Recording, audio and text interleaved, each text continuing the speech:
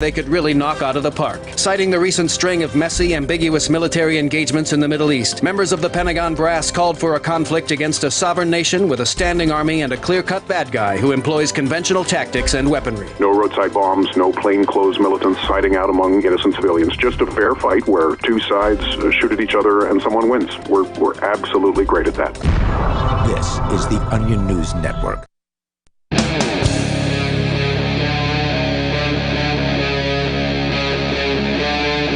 Free Talk Live.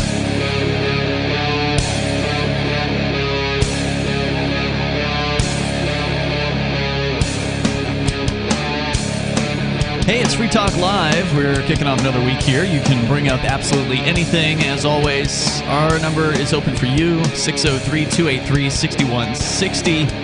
That's 603-283-6160. Coming up here tonight, Los Angeles police ignore a robbery in progress in favor of playing video games.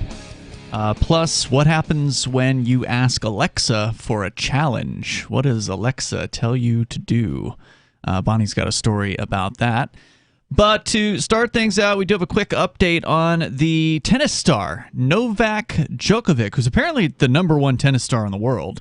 I don't follow tennis. I don't tend to follow sports at all, but that's who this guy is. That's the one with the goalies, right? The goalies? Yeah. That's a joke, right? Yes. Okay. No, I don't know. I guess technically in tennis, wouldn't like both players be the goalie? Yeah. I guess. Guarding their own side. Yeah. Djokovic is back. The net's in the wrong place.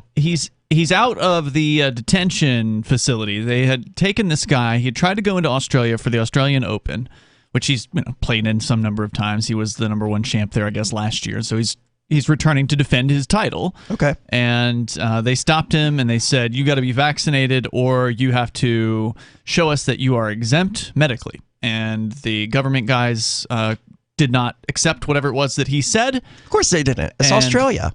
They went ahead and said, well, you're not going to be able to be let in, so there.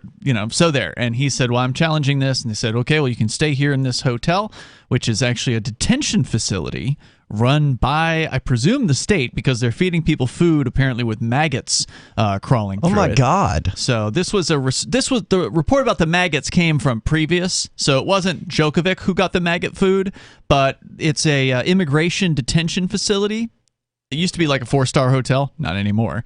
But not under government care. Not under government, right? So they hold immigrant detainees at this hotel apparently, and that's where they're keeping him. So we were just kind of reading about this particular facility and what people were, protesting about it. At that point, I would just be like, okay, let me go back to wherever I came from because I'm not staying in this hotel.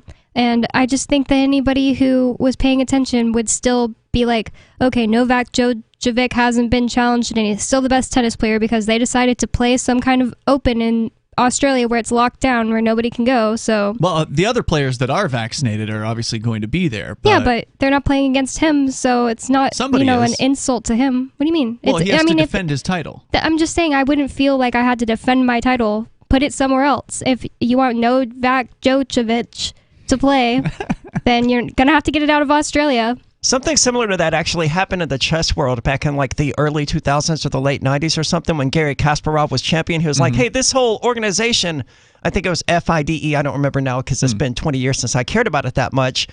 He was like, this whole organization is corrupt and I'm not defending my title anymore, so I'm creating this new organization. He made a competing organization. Yeah, and he took his world championship with him to the degree that he never actually had to defend it within their little tournament rules or whatever. Well, I mean, to your point, Bonnie, I don't think they can take the Australian Open out of Australia. I mean, that's kind of their thing, I guess, there. So given that he wants to defend his title, he went, and, he's rich, right? He's a winner, so he's probably got plenty of attorneys who are willing to help him out. Sure. And they fought this thing, and apparently, according to the Associated Press, he's won his legal battle to stay in Australia, and play the Australian Open after his exemption from strict coronavirus vaccine rules was questioned, but the government is still threatening to cancel his visa and deport him. So just because he's won this step in the game doesn't mean that there aren't a bunch of angry bureaucrats who are mad that the courts ruled against them and are going to extract whatever kind of vengeance they can against this guy. I just feel like he shouldn't be like rewarding Australia with his presence. Yeah, his presence. Yeah, no, I agree. I get people where you're coming get to from. go to a game.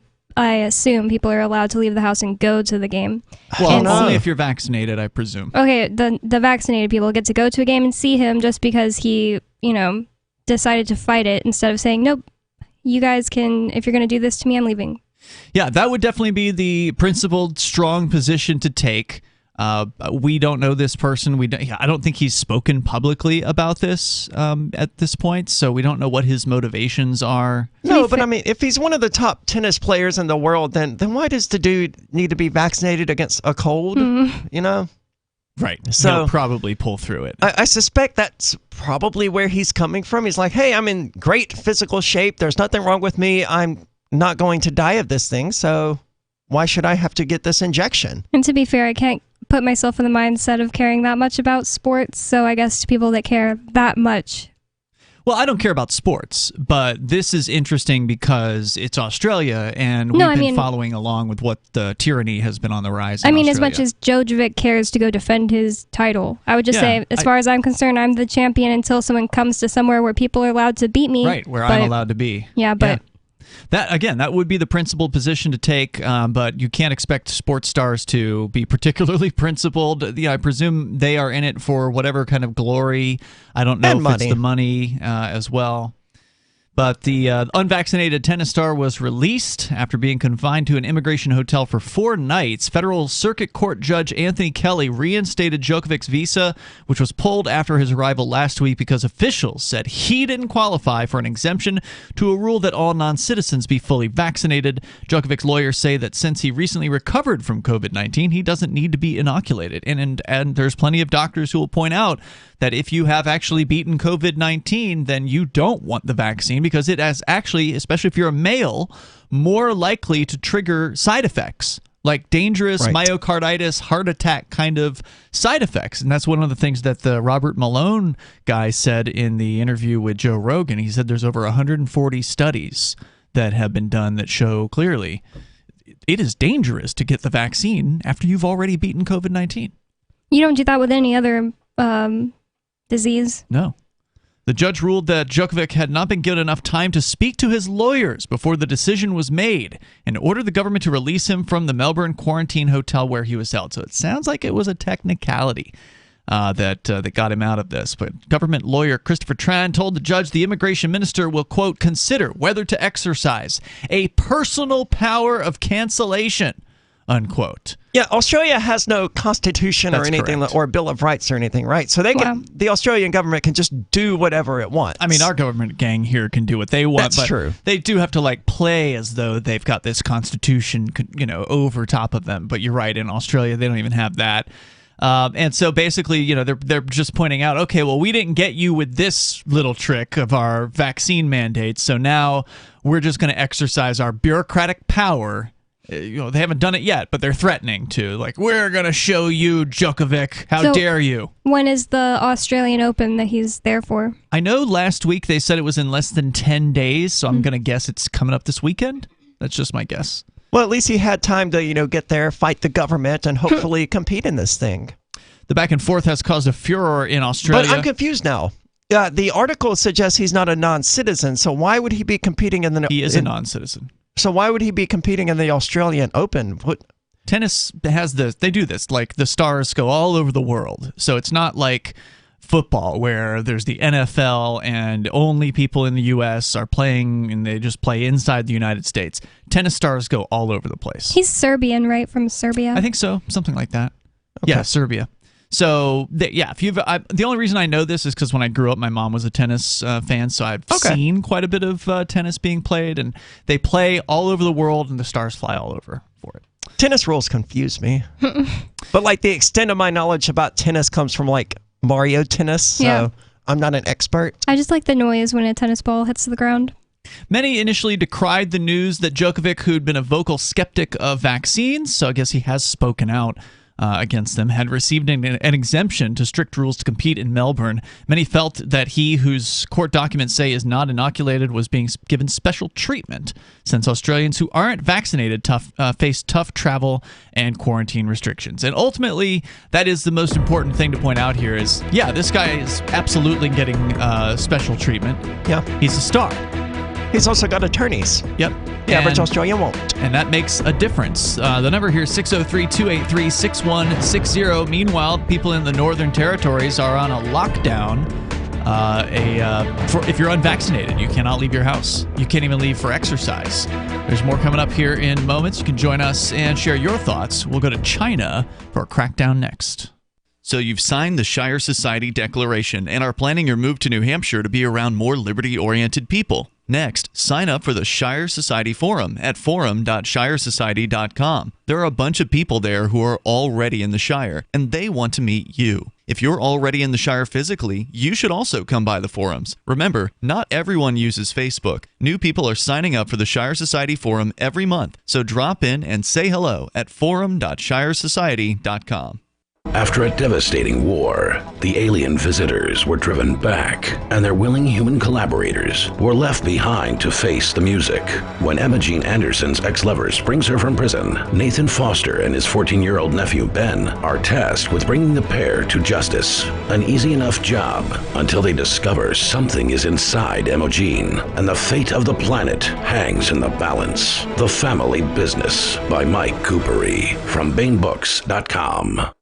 The new 4th edition of Healing Our World, The Compassion of Libertarianism, will take your understanding of liberty to a deeper level and has over 1,300 updated references, new cartoons, and a foreword by Dr. Ron Paul. With discounts for multiple book purchases, the 4th edition of Healing Our World is a great gift for the liberals, pragmatists, environmentalists, and Christians in your life who think libertarianism is cold-hearted. Get yours today at healing.freetalklive.com and use promo code FTL for a $5 discount.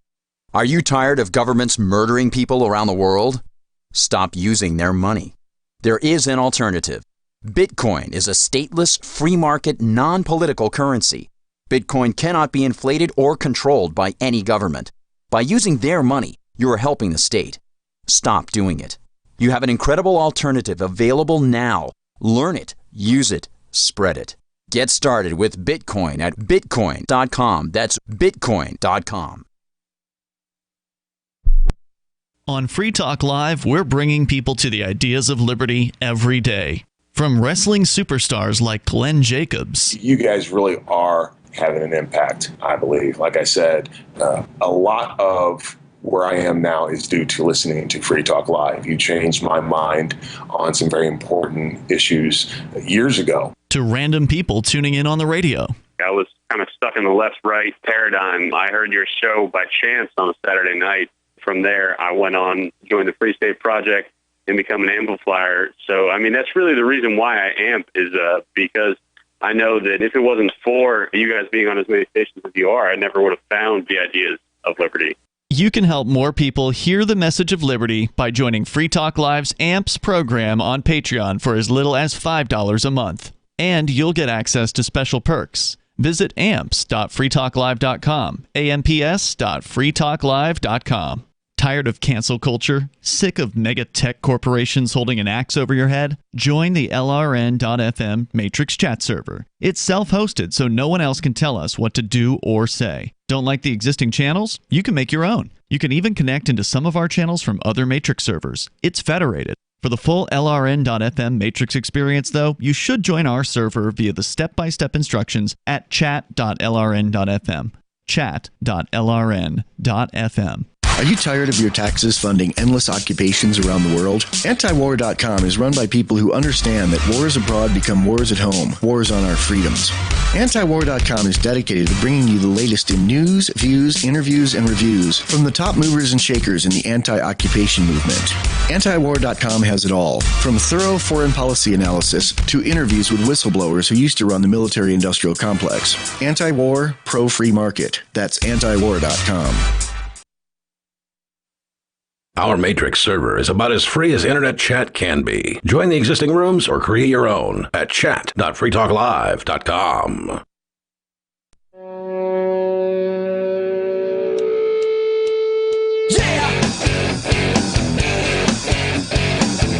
It is Free Talk Live. Phones open if you want to join us.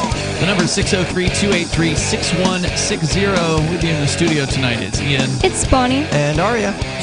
And Bitcoin.com is a great source to learn about cryptocurrency like Bitcoin and Bitcoin Cash.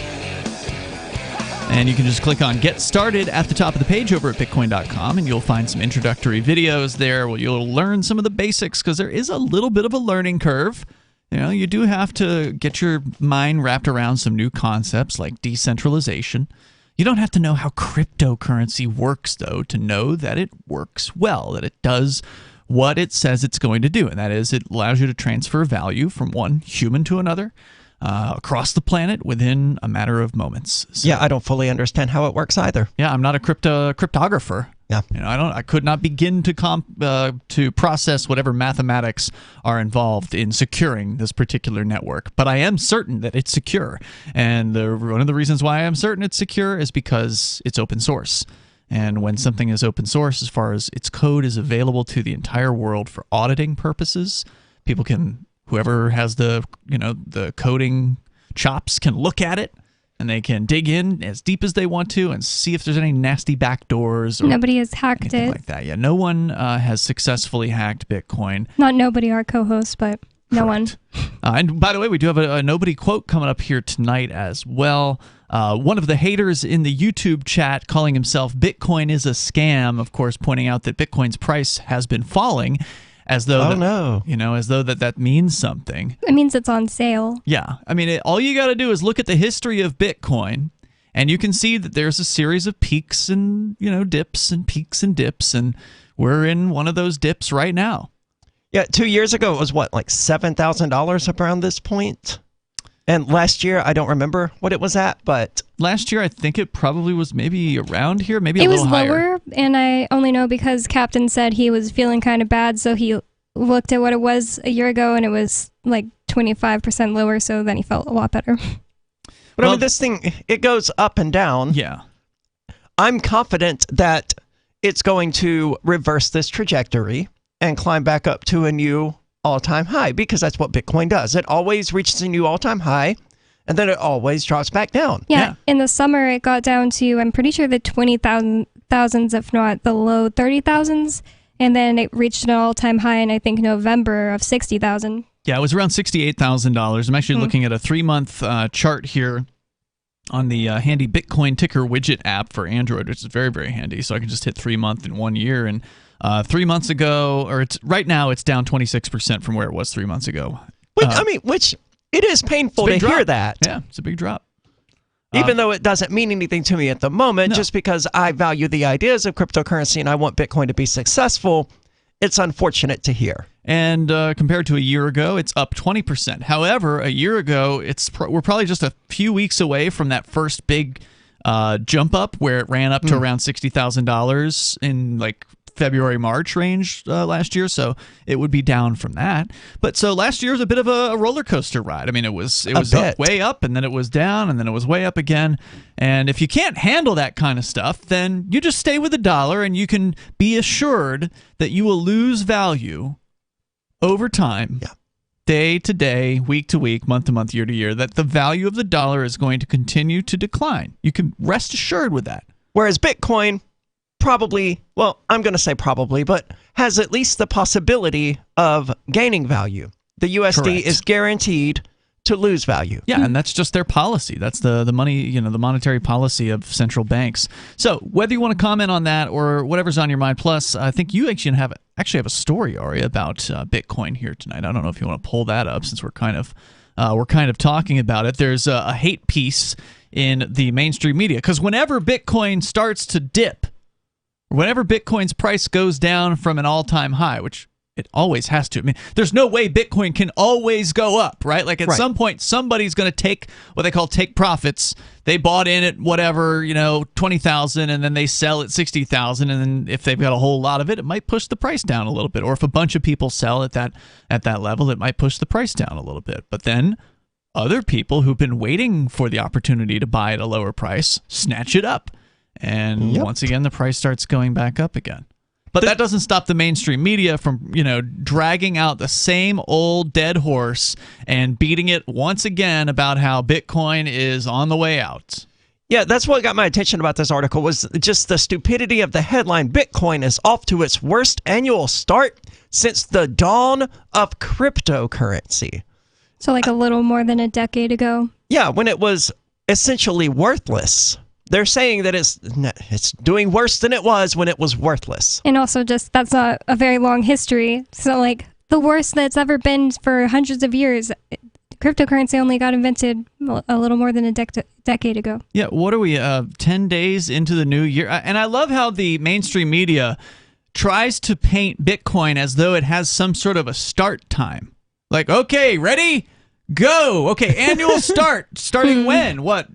Midnight Eastern time on? I'm assuming so. This, January 1st, or are we going by Greenwich Mean Time, or what do we? How do they determine? Yeah, that? They can't think in terms that aren't like the dollar. Like, oh, it's the first sector or whatever they call their with crap. The standard like government markets with the regulated marketplaces like stocks. There's a certain schedule on the beginning of the fiscal year. Well, no, they do a weekly thing where it's like it opens at 9 a.m. on Monday and closes at 5 o'clock on or 4:30 or whenever the hell it is. I don't pay close attention to the stock market. And it's Eastern time. Yeah, Eastern time, and if it's overnight, there's no trading going on. And the same thing's true with like the Federal Reserve. You can't send a wire transfer after 5 o'clock in the afternoon. And at some banks, they won't let you do it after 2 o'clock. But Bitcoin doesn't stop. Right. Ever. Correct. It's 24 hours a day. There is no time off. Doesn't matter if it's the middle of Christmas. Bitcoin is trading. People all over the world are buying and selling it. So I suspect they're just using January the 1st. Yeah, they're just picking some arbitrary date and saying, oh, it's so bad. What? Well, it did dip below $40,000 for the first time since September. Oh, no. Putting it on pace for its worst start to a year since the earliest days of the digital alternative to money. The original cryptocurrency bounced off the lows of the day after falling as much as 6%. Oh, that's so unheard of for Bitcoin. Bitcoin can do that in 5 minutes. It absolutely can. And it can come back 10% more 10 minutes later. The senior financial markets analyst at Citi Index said, it has been a pretty shocking start to 2022. There's a lot going on. We know that Bitcoin is volatile. But even for Bitcoin, we're seeing some really big moves. Yeah. Really? 6%. I mean, I'm looking here in just the last week, and I see a down of, not quite 10%. This is standard issue Bitcoin. Yeah, this is totally normal. Right. No one who's interested in Bitcoin and passionate about Bitcoin is even remotely shocked to see a decrease by 6%. Yeah, that quote sounded like somebody who either just made something up to sound smart. Right. Well, they're the senior financial markets analyst at Citi Index, so they're all about the status quo and the current financial system and stock trading and all of that. So any chance they get to say, "Oh God, Bitcoin's doing terribly," right, they're going to jump on trash it the competition. And using their terms to try to apply it to Bitcoin. Yeah, it's off to a shocking start. Saying that it's below $40,000 or that it dipped below $40,000, that's meaningless. And it did. I think that was today. It dropped a little bit below $40,000. Good for the people that were able to buy it below 40. Yeah, but as I understand, it's already back above 40,000. Of course. So. Yeah. I don't think it lasted more than a few hours. Probably 5 minutes. More coming up here. It's Free Talk Live. You can join us. And now, time for something totally different. Intercoin is a project that's working to make crypto mainstream. We use the power of smart contracts to help any community in the world launch their own cryptocurrency. Ever wanted to release your own coin or build your own app to grow your business? Intercoin's team builds apps that have reached 9 million people around the world. And now it's time to help make a real social impact in your local community. Go to intercoin.org and join the movement. That's intercoin.org. When we first started Intercoin about 3 years ago, we had a big vision to help every community in the world have access to the same tools that large states and federations do, to hold local elections on the blockchain, to have their own local currency, shop local, hire local, and help fight the forces of globalization that have decimated some of these communities. Go to intercoin.org and join the movement. From Feature Story News in Washington, I'm Simon Marks. We have no intention to invade Ukraine. That's Deputy Russian Foreign Minister Sergei Ryabkov speaking after 8 hours of talks with U.S. Deputy Secretary of State Wendy Sherman.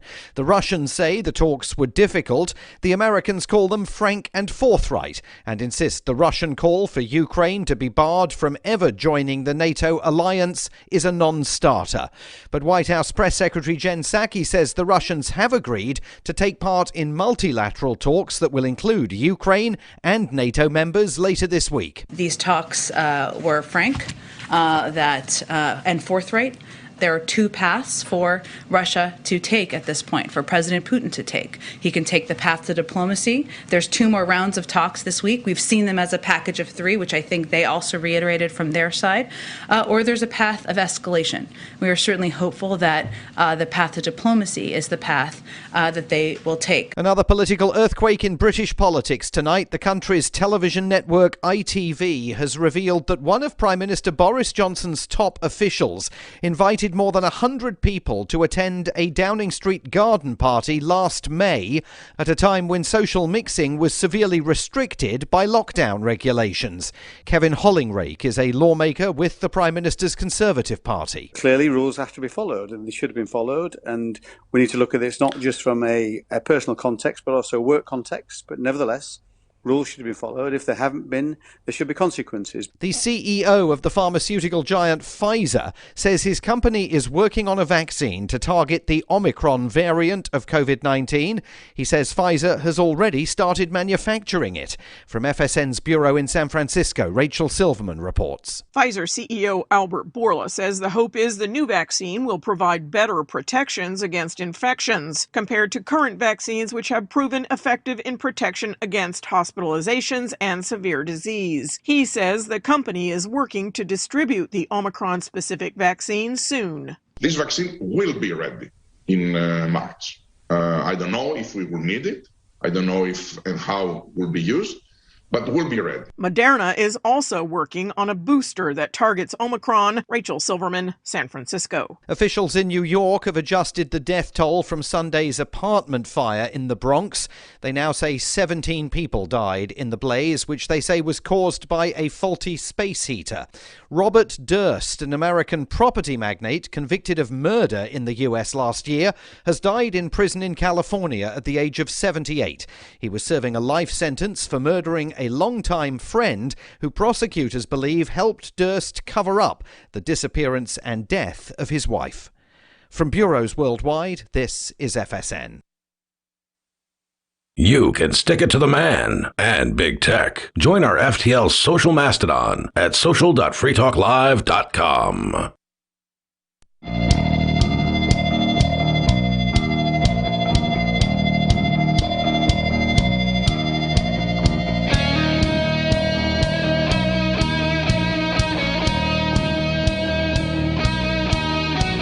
It is Free Talk Live, and you can bring up whatever you want. The number here is 603-283-6160. That's 603-283-6160. In the studio tonight, it's Ian. It's Bonnie. And Aria. Of course, you can bring up whatever happens to be on your mind. We are, by the way, raising funds for Give Directly. It is the first nonprofit that allows you to give money directly to people living in extreme poverty. They locate recipients who are in need, and they use mobile money to send them cash, no strings attached. And in the last decade, they've delivered over $400 million to over 1 million people. And research shows that giving cash to people living in poverty can help drive a range of important positive changes in their lives, like employment, nutrition, health, and education. Plus, cash allows individuals to invest in what they need instead of relying on aid organizations and donors thousands of miles away that are choosing for them. So if that's what you prefer, we agree with you, and that's why we're going to match your donations to Give Directly up to a total of $30,000. So if you want to help out some needy families in Bomet and Kilifi counties in Kenya, please go to give.freetalklive.com and you can help out there. Once again, that's give.freetalklive.com. We were just kind of talking about Bitcoin a little bit and the recent price dropping. It has dropped down from an all-time high of $68,000 and change in November to now just over $40,000 today. And of course, the haters are using that as an excuse to once again attack cryptocurrency and Bitcoin, even though that's pretty par for the course, though. Yeah, I mean, that's what we expect. Anytime Bitcoin goes down, they say it's dead, and anytime it goes up, they say it's a bubble.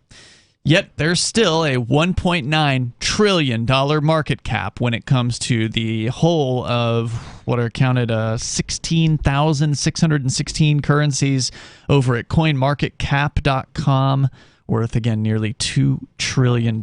So for someone to look at that kind of value and say, oh, that's just temporary, is pretty ridiculous. No, NFTs are temporary. And I mean, the idea is behind non-fungible tokens. Yes, the idea behind NFTs is, solid for things like verifying that you own a piece of actual physical property, using it as sort of a deeding system for actual real property. That's probably fine, but or even unreal property, like in the new video game universes where plots of land are selling for millions or hundreds of thousands of dollars. Ever since I found out that the URL you own can just disappear, I just don't see how it makes sense online.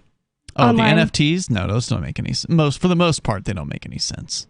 Well, yeah, but if you own digital metaverse land, that'd have to be pointed out by a URL, right? No, it wouldn't be a URL. A URL is just a web location. So in the case of the people that have JPEGs or graphics online, those are hosted on a web server somewhere, and the URL points to that.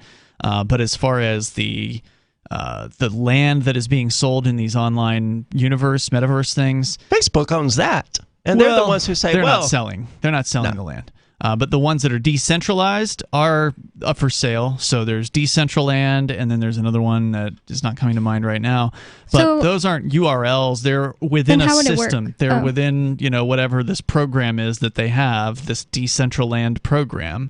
And it just says, plot of land at marker X by Y by Z, this digital location in this digital universe. I mean, it could all go away, Bonnie, if somebody turns the server off at some point. So, I mean, it could just get shut down, but I presume that there's some level of decentralization involved in a group called Decentraland. And so I would hope that all that data exists, in more than one place. So if something happens to server A, that server backup version, is put back online. There's certainly millions of dollars at stake. So I don't think that all the people that are essentially stakeholders in this Decentraland are going to want to see their thing fail. So it's probably going to be around. I just couldn't see myself buying one of these plot of lands. Oh, God, no. Not based on what I've seen of these. You can't see yourself spending time there, so that's why you wouldn't want to buy it. But I mean, if they had something compelling, something that was actually like a video game where I could spend time there and do interesting things, that would be cool. But virtual skee ball with a torso? No thanks, dude. I'm good. I'd rather play the NES, honestly, from 1986. You don't want to go to the virtual Ariana Grande concert that just sounds like they literally played the studio version of her song and had a torso of her there? I'd rather kill myself than watch Ariana Grande virtually, yes. Well, actually, I'm glad you brought that up, Bonnie, because it's part of this story that I have here tonight about the metaverse, which, again, just keeps getting pimped by all this mainstream media out there. They do this every time VR comes up. They're like, oh, it's the big thing now. And it's different this time. It's going to crash and burn, just like, I mean, they did the same thing with the 3D movies a number of years ago. They're like, this is it. It's here to stay. The technology's finally here. Gone. I mean, there's still a few movies coming out, I think, that are 3D. Dune was in 3D. Was it? I thought so. Okay. Yeah, they did a showing of the 3D version here at the Keene Cinema. I didn't go to it, but... Yeah, for whatever reason at Keene Cinemas, they're only doing, if there's a 3D movie that comes out, they literally do 2 showings in 3D, and then the next week there's none. And that's it.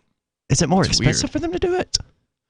I don't know. And I mean, their that traffic's equipment's so just low, sitting it there. seems like you could just show up and be like, hey, I'll give you an extra $5. Flip it into 3D. Can we watch this in 3D? I mean, it's all the same to them, right? You're probably the only person there to see the movie. So It's sad, but it's absolutely true. But no, I get what you're saying, Arya. You're pointing out that a decade ago when Avatar came out, more than a decade, 2009, I think, when Avatar came out and kind of brought about the relaunch of 3D movies, which of course also happened in, the 50s and then the 80s. And because remember, like, the blue and red glasses that they had once upon a time for 3D. So, there were different, there's been different iterations of 3D movies. So the most recent one in 2009, there was all the talk about this is going to bring theaters back. It's going to, kill home movies, and people are going to go back out to see movies again. Which is not really true. My projector will do 3D movies, but I can't watch any because they don't release any 3D movies onto any streaming platforms or anything. Yeah. So, do you have the glasses? No, because you can't get a movie in 3D to watch at home. So it's pointless. You could probably pull up cool visuals to look at if you got the glasses. Maybe so. That's probably true. But I kind of feel like it's different this time because you're right that it's being pimped harder. It's heavy. I mean, it's almost every single day there's some sort of mainstream media piece pimping the metaverse as though it's the future of everything. So before, no one was trying to tell you that you were going to get VR glasses and do anything besides, shoot, other kids in Halo or whatever we're talking, whatever video game of the moment happens to be in 3D. I mean, that was what 3D glasses were put out there for in the 90s when there was the Lawnmower Man came out and there was really early looking kind of virtual reality back then. Of course, it never came to fruit. That didn't even come close to a consumer level kind of product. It was just in development and people were talking about it. And then, come 2011, 2013, somewhere in that range, we started to hear about Oculus and we started to hear about some of these, these other ones that were out there. The tech was finally there. It was finally not too... Well, it had reached a point where it was tolerable. I mean, still some people are going to puke because the way the motion feels for them is just really weird and they can't handle it. So for some people, it's completely intolerable. But I guess for enough people, it was tolerable enough to say, all right, well, we can make this a mass market product now. It's not, the thing's kind of heavy, but it's not going to, you can still play it for a couple hours and probably you'll be fine. So they came out with it. But no one was saying this was going to be the world-changing technology. It wasn't pimped that way. It was like, ooh, this is really awesome. Just think about the future uses for this. Like, oh, we're going to use this in the operating room to, do operations on people or something. Like there was certain kind of industrial applications that were being thrown out there for virtual reality. So a bit beyond surgeon simulator type of thing. Yeah, but to actually I don't know. I guess I don't know if it was just for training or to actually do surgeries or something like that. I don't remember all the details, but I just pulled them up to see what they look like on Facebook Metaverse. Why wouldn't they put legs? Just doesn't seem that hard. I think it's just lazy programming. They look no better than the Mii's from Wii. I think that was the exact analogy I used. What is Wii? Wii, Nintendo Wii. Oh, that. Okay, more coming up here in moments. We'll continue here. We'll get into the latest pimping of the metaverse. And are you excited? Does anyone care about this? Call us up. The Free State Project has reached its goal of 20,000 liberty lovers who've pledged to move to New Hampshire and get active to achieve liberty in our lifetime. Perhaps you're trying to figure out what part of New Hampshire should be your destination. If so, consider Keene. You'll find more than 150 reasons to move to Keene at move.freekeene.com. Keene is famous for its historic, publicity-generating activism, as well as being the liberty media capital of the world. It's home to freekeene.com, New Hampshire's destination for liberty activism, news, and opinion. For years, we've been compiling over 150 reasons to move to Keene at move.freekeene.com, where you'll learn about some of what's happening here and what makes Keene a great place to live. If you love liberty, you'll probably enjoy anywhere you end up in the Shire. But do your due diligence first. Please visit move.freekeene.com for the full list of over 150 reasons to move to Keene. That's move.freekeene.com.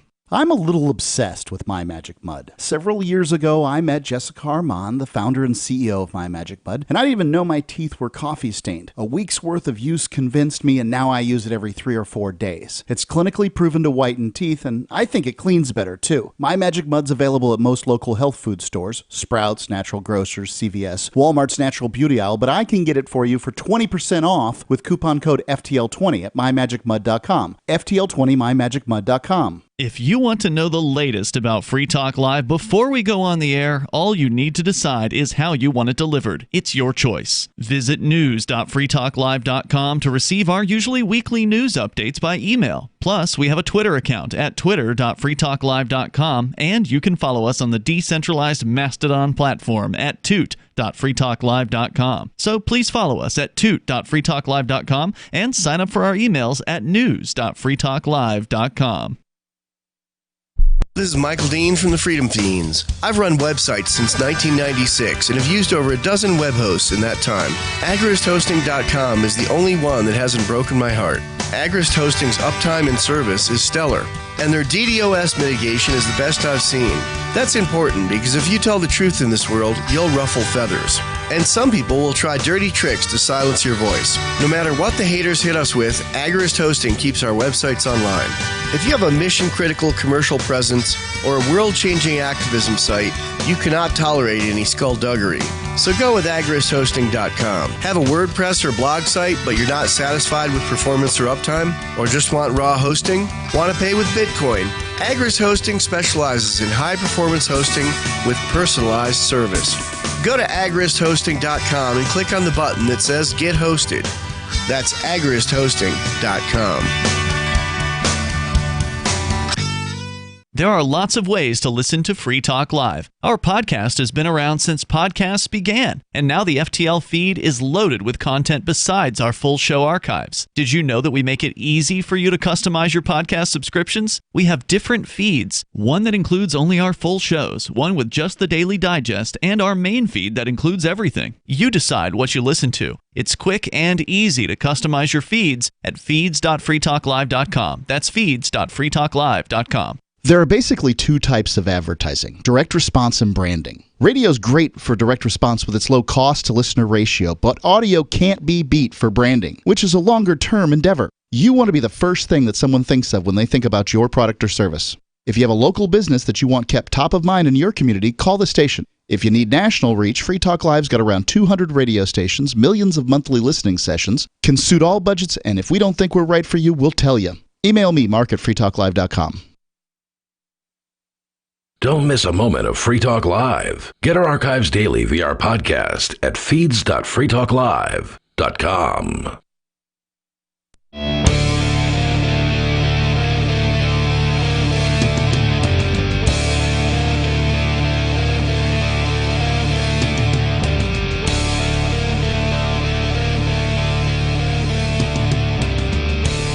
It's Free Talk Live. Phone's open. If you want to join us, you can. The number is 603-283-6160. By the way, I want to say thanks to Ellen Blanchard, who is a Free Talk Live supporter in the AMPS program. We just started this thing a few months ago to replace our old AMP system, which we had to blow up due to technical difficulties, and also at the same time, our credit card processor deciding they no longer wanted to be our credit card processor, and they're not going to tell us why. Supposed, risk, I guess, was the allegation, even though no one has ever said anything, alleged that we committed fraud against any of our customers or anything like that. I suspect it has to do with the FBI investigation into the show. I would assume that. It's just speculation on my part. But the folks over at Patreon are willing to work with us, at least for now. So we've got a Patreon over at amps.freetalklive.com, and that's what Ellen joined as a gold level supporter of AMPS. So you can join over there at amps.freetalklive.com. Gold means she's doing $10 a month. We only ask for $5. Really appreciate the support, Ellen, and thank you to the other 70-plus people who are on board over at amps.freetalklive.com. We're going to continue on in the metaverse. Continues to be pimped. Billions upon billions of dollars are being pumped into this concept by companies like Facebook. Oh, they've changed their name now. It's Meta. And also Microsoft and other big tech companies who you can totally trust. But first up, it's Sydney in Pennsylvania. You're on Free Talk Live. Hey guys, thanks for taking my call. Hey, I Sydney. didn't want to call. Didn't want to talk specifically about the metaverse, That's okay. but I wanted to tell everybody about Mark Edge being on the show yesterday, in case people missed that. Yeah, Mark, our former, I guess he's not our former co-host. He still is technically a co-host, but he hasn't been on the air for 6 months, roughly. Several months since I got out of jail, basically. He and I are not allowed to talk. Well, technically, he's not banned from talking to me. I'm just banned from talking to him. So I guess if he wanted to send me, a note or something like that, that's probably legal. But if I were to acknowledge receipt of the note or in any way communicate back to him, they would put me in a jail cell for violation of some really ridiculous bail conditions that I'm under here in the Crypto 6 case. So I had to actually sequester myself upstairs so I was in the building, but I was in a different part of the building while he was here, which is just a ridiculous situation to be in with someone who that's so ridiculous. It was a good show. I was very surprised Mark didn't bash the Free State Project too much. Oh, good. I was really concerned that he was going to draw that out for like 3 hours or something, but luckily he wasn't running the show, so ultimately the captain, I think, got to decide what the topics were last night. Yeah, there was one thing that he said. Like, he said that if I'm not hosting Free Talk Live, I have no reason to be in New Hampshire. That kind of stuck out for me. And another thing... Well, that's unfortunately, that's just Mark's attitude, and that's the way it's been for him since he moved here. The reality of Mark is that he is not an activist like the rest of us are. He moved here because the show moved. If I had not moved Free Talk Live to New Hampshire, he never would have moved to New Hampshire. He will go where the show is, basically, because he just wants to be on the air. He wants to be behind a microphone. He wants people to hear his opinions, and this is the best way that he can do that. So that's why he essentially followed me to New Hampshire, and that's why he lived here as long as he did. And as he's pointed out, if he can't be sitting here in the studio doing the show, then he'll go somewhere else. Yeah. Another moment that stuck out for me was he almost defended property taxes by saying that they kept things in order, that they gave sort of people the ability to keep others in check. He used derelict property as a way to try to justify property taxes, that then the government could sort of get that property into the way that other people want that property to be. I guess he backed down from it when Captain kind of asked him, "Are you really standing up for property taxes?" And then he kind of backed down from it. But yeah, there was that moment. I definitely suggest people check it out. And another thing that he kind of ended with was that he thought that Free Talk Live was a great way for people to call in and kind of ask libertarian questions. Like, that might be the best use for Free Talk Live. And I really agree with that. So I wanted to just segue really quick about the property taxes and sort of New Hampshire possibly exiting the United States. What would happen to all the property that the United States federal government owns, like the interstates? Those have to be purchased, like the value assessed, and then that's an excellent question. I got to say the interstates are probably the easiest question to answer, because I don't know if they really own them. I mean, if there's something they were paid for by New Hampshire, weren't they? Well, certainly taxpayers paid for them, number one. But secondly, New Hampshire is the one that the New Hampshire state government is the organization responsible for keeping those roads up to spec. It's not the U.S. federal government that sends a road crew up to New Hampshire to work on I-95 or whatever it is on the East Coast. So that just doesn't, to me, that's pretty obvious. Like, you don't get any money for this. We've been spending however many millions of dollars on upkeeping your roads, so they're now our roads. But the bigger question is, what about the White Mountain National Park? That's a humongous federally owned park in northern New Hampshire. What about, there's apparently like some sort of an Air Force base, I guess, out on the East Coast over by the seacoast. Well, what about we that? know from history that attempting to kick them off, the federal government, off of land belonging to one of the states doesn't end well. Yeah. So I think the best course of action would probably be to just start sending them a yearly bill. They'll never pay it. Like a rent? Yeah. Bill? They'll never pay it, but you're making it clear to them that, hey, this doesn't belong to you. Yeah. The last little kind of twist is, I've heard you guys kind of suggest open borders. Would they be able to own property in New Hampshire? Could they come in and buy property? Would Who's they they? be an entity You that talking would about the be feds? allowed the federal government? Yeah. If somebody has property they want to sell to them, sure.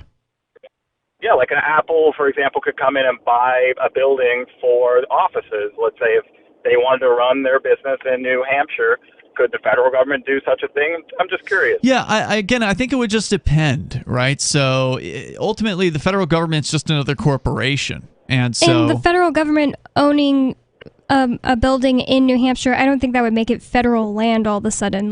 Well, they would see it that way, right? Like when you go on the post office property, they don't want you to carry a weapon, for instance, and you might get arrested for it if they find out that you're. Yeah, but right now we're part of the the United States. I mean, ultimately, if we weren't part of the United States, they couldn't just say, "Oh, I bought this building, and now this land it's on is the United States." I think right? there's some things that could be acceptable and other things that wouldn't. So, for instance, I wouldn't want a federal prison here. I wouldn't want the federal courts here because they don't have jurisdiction anymore after we have, declared independence. On the other hand, if the post office wants to keep operating here, okay. I mean, that's fine. They're a mostly privatized federal bureaucracy that, for the most part, isn't out there destroying people's lives. They do have a police department inside the post office, so I mean, I'm not necessarily happy with that aspect of it. But again, if they don't have any law enforcement jurisdiction here anymore, and all they want to do is, sell stamps, and as long as they can't say that they're the only ones who are allowed to do whatever, like other people would have to be able to offer services. With them. Yeah, that's a good point, Bonnie, because right now in the U.S., the Postal Service has a monopoly on first-class mail. I bet they just die out after a while. Probably, but they wouldn't have that in a free New Hampshire. So I think it would just depend, Sydney, on what the people of New Hampshire and their elected representatives, so-called, would want to allow. Yeah, I think we do have to remember it's not going to immediately go to like a libertarian paradise. No. It's going to be replaced by a government of New Hampshire, the representatives that are there existing in New Hampshire right now. Correct. If it even goes through. So it's interesting questions, and thanks so much for your time, guys. Thank you, Sydney. I appreciate it. The number here is 603-283-6160. And that is an interesting question. And as far as the Air Force Base is concerned, obviously they're going to want to keep that. Yeah. And I think you're right, Aria. The best thing that you could do in that case would be to say, all right, well, this is worth something to us. So we don't want to have a war. We don't want to fight. That would not end well. Yeah, we don't want to have a fight. But you should pay us if you're going to be operating a military base in our property. And I mean, it's not like a military base in New Hampshire would be used to launch attacks in the Middle East or something like that. So as far as it would be used primarily for defensive purposes and training and things like that. So as far as objectionable uses in the military, it's not a big enough deal to be like, oh no, you have to get this out of here. Yeah, that's true. Yeah, if they were killing people actively, then that would completely change the situation. And I mean, you could make the argument that Air Force Base is part of the same apparatus that is building Air Force bases that are killing people in the Middle East. But at a certain point, you just have to pick your battles when it comes to the government. But the rest of the federal agencies that are ruining people's lives, like the FBI and the DEA, they're out. Yes. They're not welcome here. We're an independent nation in the same way the FBI does not legally operate in Great Britain. It does not legally operate in Madagascar. It should not be operating in New Hampshire, in the free nation of New Hampshire. And if New Hampshire declares independence, it won't be. You mean when New Hampshire declares independence? That's better. Now, whether it'll be this year or not, that is really ultimately the question. If it's not this year, I want it on the ballot every 2 years. Every time there's a statewide ballot. There's more coming up. It's Free Talk Live. What if you want to hear the latest episode of Free Talk Live, but all you have is your phone, you forgot to download our archive, and you have no data connection? You can call our Listen line at 641-793-0191. That's a long-distance number, so you may incur charges. If not, listen as long as you want. 641-793-0191. The Free Talk Live Listen line, 641-793-0191. Do you feel like your nation, state, or community no longer holds your values? Have you dreamt of a place where people agree that liberty is important and are free to pursue their projects so long as they respect the property of others? There are many people just like you that are discovering freeprivatecities.com. Their social media links are at the upper right of the page at freeprivatecities.com. All skill levels will be needed when the first of the Free Private Cities opens. It's sooner than you think. Stop arguing and build. freeprivatecities.com.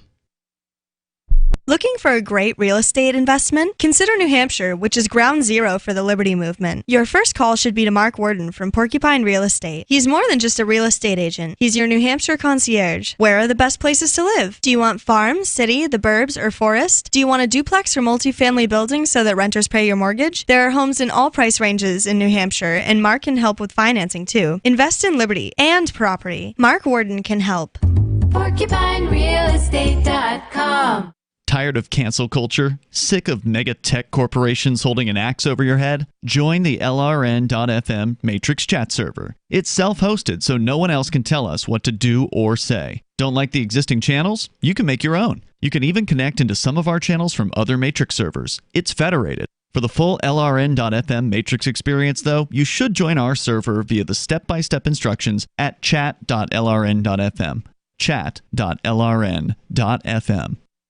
You're listening to the live edition of Free Talk Live. Hour number 2 is next after the news here on the Liberty Radio Network at LRN.FM.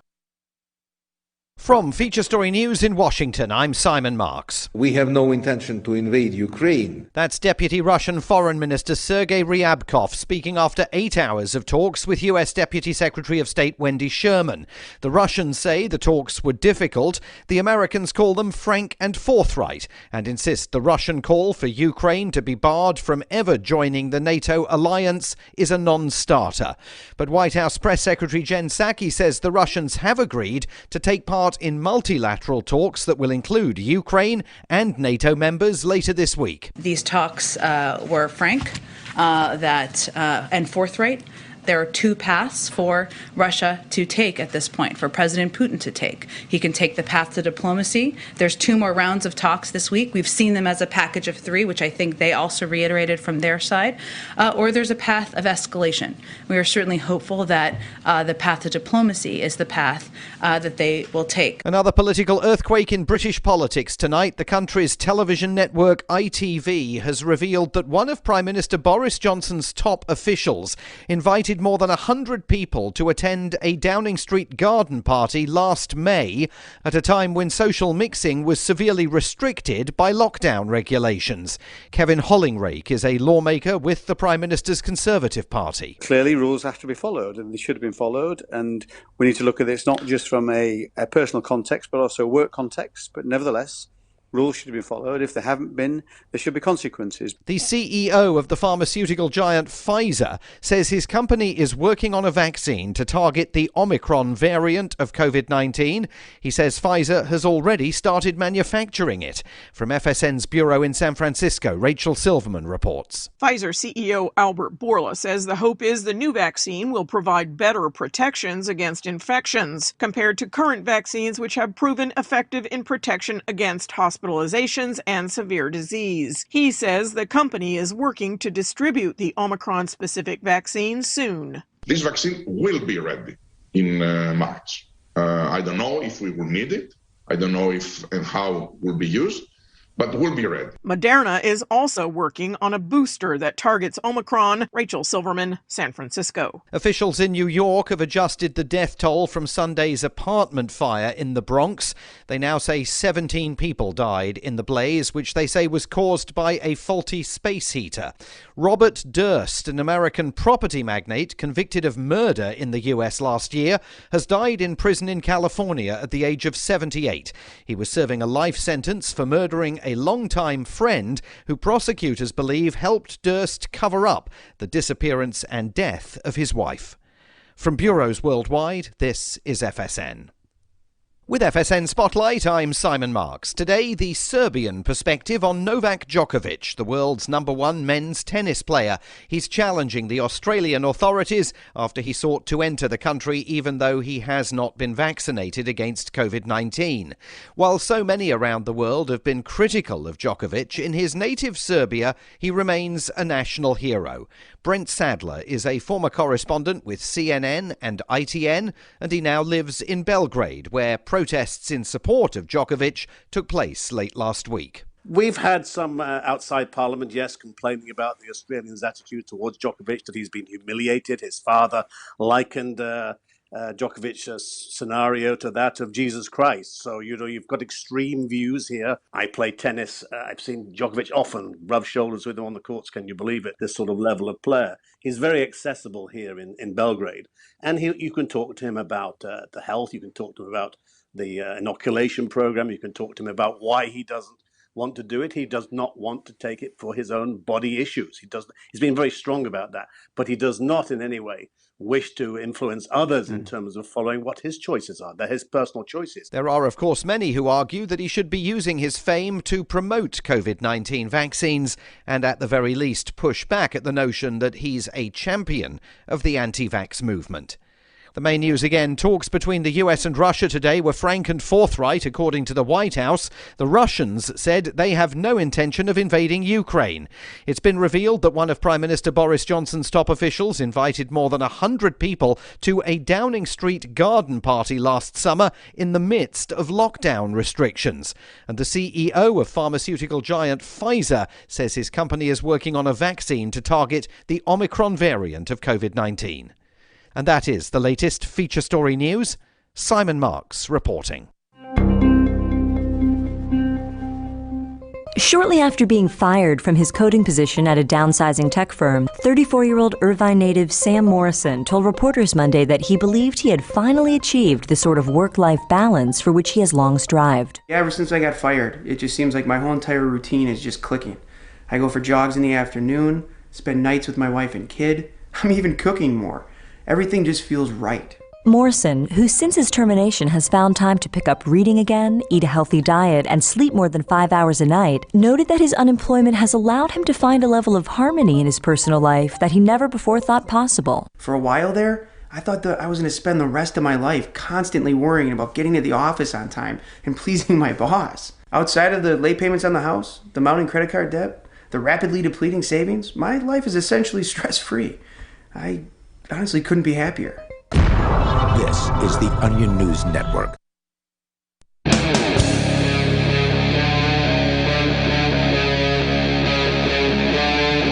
Free Talk Live.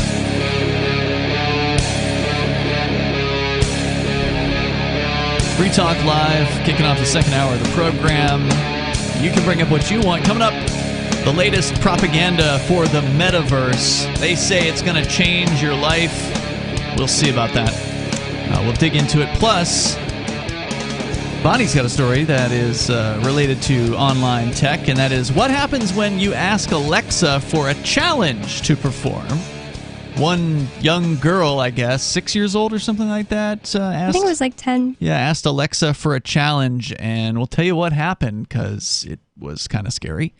The number here is 603-283-6160. It's Ian, Bonnie, and Aria in the studio. We're going to go to your phone calls and thoughts. First, though, Dave from Ridley Report at ridleyreport.com. Dave Ridley, you're on Free Talk Live.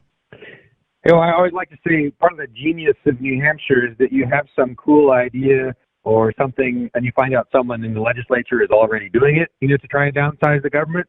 Cool. So, like what? There is independence-related legislation that has come up by itself, sort of in the New Hampshire State House, and that is an attempt to limit the New Hampshire National Guard and sort of defederalize it a little bit. I've heard about this. So it's House Bill 1092, quote, requiring an official declaration of war for the activation of the New Hampshire National Guard, unquote. So it removes the feds the power to use the National Guard unless Congress has passed an article of war, which, of course, I don't think they've done since, 1941? Yeah, World War II would have been the last time Congress declared war. And so what you're pointing out here, just to clarify for folks, is that the National Guard, in a lot of cases, in the Bush, I think it was the Bush administration that started it. Oh, they used the crap out of the National Guard, yeah. Yeah, and I suspect it continued during Obama, where they were sending over guardsmen to the Middle East. They're like, okay, well, we need more people, so let's tap the state National Guardsmen. And so this law, if it were passed, would essentially completely stop that from happening because we know Congress isn't going to declare war.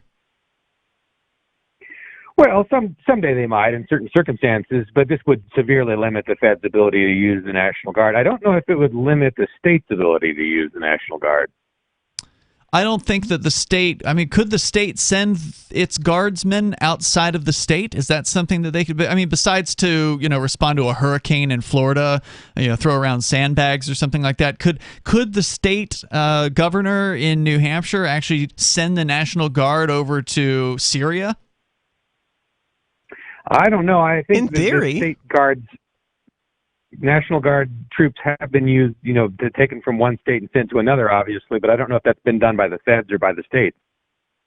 Well, I suspect that it's the feds that are, obviously it's the feds sending them overseas, but as far as, New Hampshire is concerned, we know that in New Hampshire, the governor cannot spend, I think it's more than like $15,000 without getting the approval of the, what they call the Executive Council, which is a 5-member group that sort of acts as a check on the governor's power, basically. So I don't know if in order to deploy the National Guard that they need to go through the state legislature, or if the governor Seems like they probably would if he's limited to $15,000. Yeah. I mean, deploying the National Guard would cost more than that. I would think so, especially to go to somewhere like, the Middle East. Right. So, I mean, this sounds to me like it why would they want to? Like, imagine we're independent. Why would the governor of New Hampshire be like, we're sending that? That probably wouldn't happen. Well, I mean, if we're independent, then it seems like it would not happen at all. But Dave's talking about this would be a bill that is under consideration for right now. Oh. So this isn't a question of whether or not New Hampshire is independent. This is trying to stop the National Guard, which is mostly a state organization, that's trying to stop them from being utilized by the feds. And it sounds like it will stop them because, I mean, the odds that the feds are going to declare war are very, very slim. I mean, there are people who've been around for 70 years and they've never seen this in their lifetime. Yeah, they don't declare war anymore. Right. Because then it can end. That's a good point. I mean, a war has a definitive beginning and a definitive end when the old regime is toppled. By not declaring war, they turned it into something that is infinite. Right. Then it's an occupation. Yes. At that point. Dave, anything else you want to share? The hearing's on January 14th, 9:30 a.m. at the State House.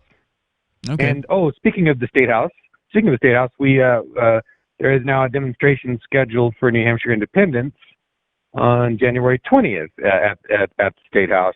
And that's you can find all the details at forum.shiresociety.com. Very good. Yeah, I believe that Independence rally was scheduled for 2 o'clock in the afternoon to start an hour and a half before the actual hearing starts in Concord. Smart. So that way people can be gathered early and everybody can get in there and everybody's going to be on time for the hearing, and that'll be great. Dave, thanks for the call tonight. I appreciate it. He's referring to the New Hampshire Constitutional Amendment, which is, as we call it, CACR 32 here in New Hampshire, that is going to have its public hearing on January 20th. That's not this Thursday, but next Thursday. And this is going to be a historic occasion where the people of New Hampshire will, for the very first time in the history of New Hampshire as a state, probably have the opportunity to speak to their so-called representatives and tell them how they feel about independence. And it's very exciting. Or rather, just tell their state representatives how they feel about being given the opportunity through a ballot to voice their opinions on independence. Yeah, that's true. And that is the most important point, is that the state reps here are not going to be voting on independence. They're going to be voting on whether or not people should be able to vote on independence. So they're voting on putting something on the ballot in 2022. That is all that we're asking them to do. Yeah, we'd never want the state reps and the senators and all of these other politicians to be the ones making the decision about whether or not. There's no way they would do it. They love the system. They want to be part of the federal government. Yeah, a lot of them want to continue their careers into the federal government. Right. But they how many want of them that are power? And how many of them are willing to say, no, we don't think the people of New Hampshire should even be allowed to make this choice for themselves? That's what we're going to find out. That's not going to be a good look to the ones who are willing to say that. Yeah, and that's why it needs to be put in that way, and I mean, it needs to be clear to them, because they're going to act as though this is a resolution about secession, and it's not. It's about letting people vote about secession, letting the people of New Hampshire have their say at the ballot box, and then if they are allowed to have their say, it still requires 2/3 of the voting population to say yes in order for it to move forward. So it's a bit of a high bar, but it should be, right? Like, to make a big decision like that, it should be. To change the Constitution, you should have to get 2/3. So I think it's very exciting. And it's not unprecedented for the New Hampshire people to vote for constitutional amendments. There were 2 of them proposed in 2018. One of them was like a right to privacy constitutional amendment. It was. It passed with over passed. 80%. So it can be done. Wait, when was that? 2018. It was impressive to see that pass by such a wide margin. Yes. Let's go to Tom. He's also in New Hampshire. You're on Free Talk Live. Go ahead, Tom. By the way, the U.S. Constitution, in Article 2, Section 2, quote, "The President shall be Commander-in-Chief of the Army and Navy of the United States and of the militia of the several states when called into the actual service of the United States." Okay. It doesn't say anything about has to be a war. It's got to be and I don't care what the U.S. Constitution says, though. Well, that's what Dave was saying, is they're going to potentially change New Hampshire law to say that there does have to be a war in order for the National Guard to deploy. Article 1, Section 8 gives Congress the power, quote, "to provide for calling forth the militia to execute the laws of the Union, suppress insurrections, and repel invasions," close quote. But what I wanted to call up about and say is, with all this nonsense and ridiculous garbage being thrown about the attack on the Capitol, I mean, all this totally false. There was an attack on the Capitol? Is that today? On January 6, 2021. Oh, that. You're talking about the unauthorized tour. Yeah, well, what I want to say, I want to add some nonsense of my own about that, and that is that I'm blaming it on Bob Dylan for inciting it. If you listen to that, back in the 1960s, I mean, that is kind of a scary set of lyrics there describing pretty much what happened. The times they are a-changin'. I don't know. I mean, I don't know if times have changed enough. I'll look up the lyrics. The song, "The Times They Are A-Changin'." Yeah, but those people didn't change anything. Thanks for the call tonight. I appreciate it. I mean, all they did was walk around. Good effort, Tom, I guess. Couple people took a few unauthorized souvenirs. I think that there has to be something in the lyrics he's pointing out. But we'll continue here in moments. If you want to share your thoughts, you're welcome. So you've signed the Shire Society Declaration and are planning your move to New Hampshire to be around more liberty-oriented people. Next, sign up for the Shire Society Forum at forum.shiresociety.com. There are a bunch of people there who are already in the Shire, and they want to meet you. If you're already in the Shire physically, you should also come by the forums. Remember, not everyone uses Facebook. New people are signing up for the Shire Society Forum every month, so drop in and say hello at forum.shiresociety.com. When a lunar observatory detects a radio broadcast originating from Proxima Centauri, the nations of Earth discover their first contact with an alien race may also be their last. With the Proximans facing an extinction-level disaster, Earth must choose between sending a ship on a multi-year journey or allowing nature to take its course. Saving Proxima, a hard science fiction thriller by Travis S. Taylor and Les Johnson from BaneBooks.com. The new 4th edition of Healing Our World, The Compassion of Libertarianism, will take your understanding of liberty to a deeper level and has over 1,300 updated references, new cartoons, and a foreword by Dr. Ron Paul. With discounts for multiple book purchases, the 4th edition of Healing Our World is a great gift for the liberals, pragmatists, environmentalists, and Christians in your life who think libertarianism is cold-hearted. Get yours today at healing.freetalklive.com and use promo code FTL for a $5 discount. Are you tired of governments murdering people around the world? Stop using their money. There is an alternative. Bitcoin is a stateless, free market, non-political currency. Bitcoin cannot be inflated or controlled by any government. By using their money, you're helping the state. Stop doing it. You have an incredible alternative available now. Learn it, use it, spread it. Get started with Bitcoin at bitcoin.com. That's bitcoin.com.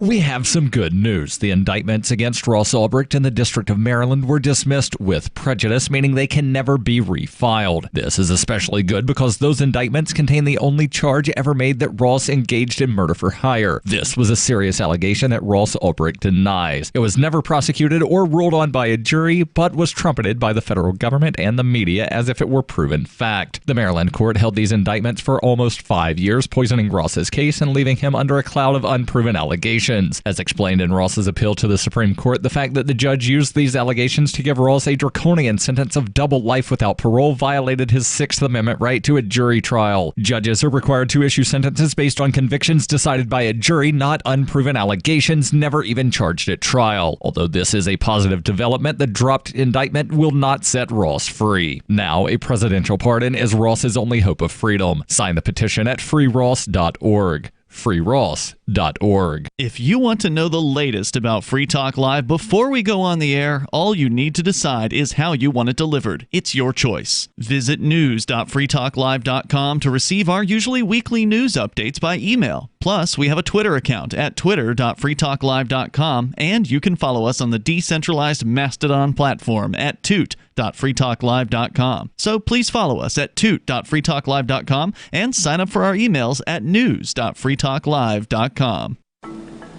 How many lawyers does it take to change a light bulb? None. They'd rather keep their clients in the dark. There are too many lawyer jokes to count. However, there are some lawyers with more noble intentions.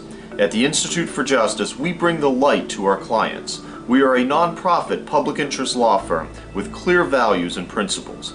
At IJ, we fight for those whose most basic rights are denied by the government. Visit our website today at ij.org.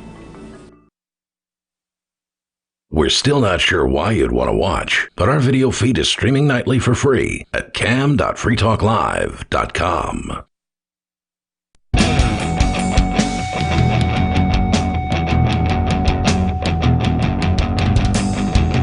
Free Talk Live. Phones open. If you want to join us, you can. The number is 603-283-6160.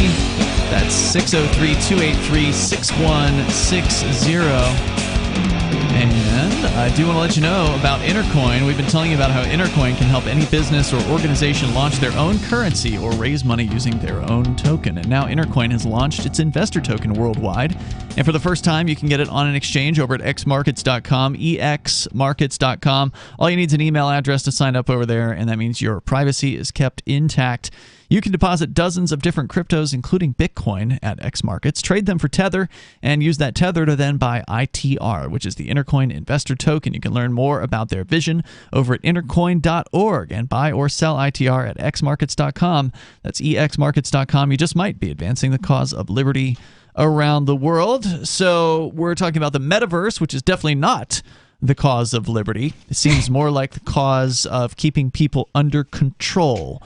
I mean, you said the headline of this article or something suggests that, this is going to change your life. And that's what they all say. That phrase is stuck in my head, though. They're talking about video game technology here. How pretentious and insane are these people to be like, oh, this new VR is going to change your life. Dude, no, it's not. I realize that they want to envision this great new world where everyone is connecting digitally, but have you seen this stuff?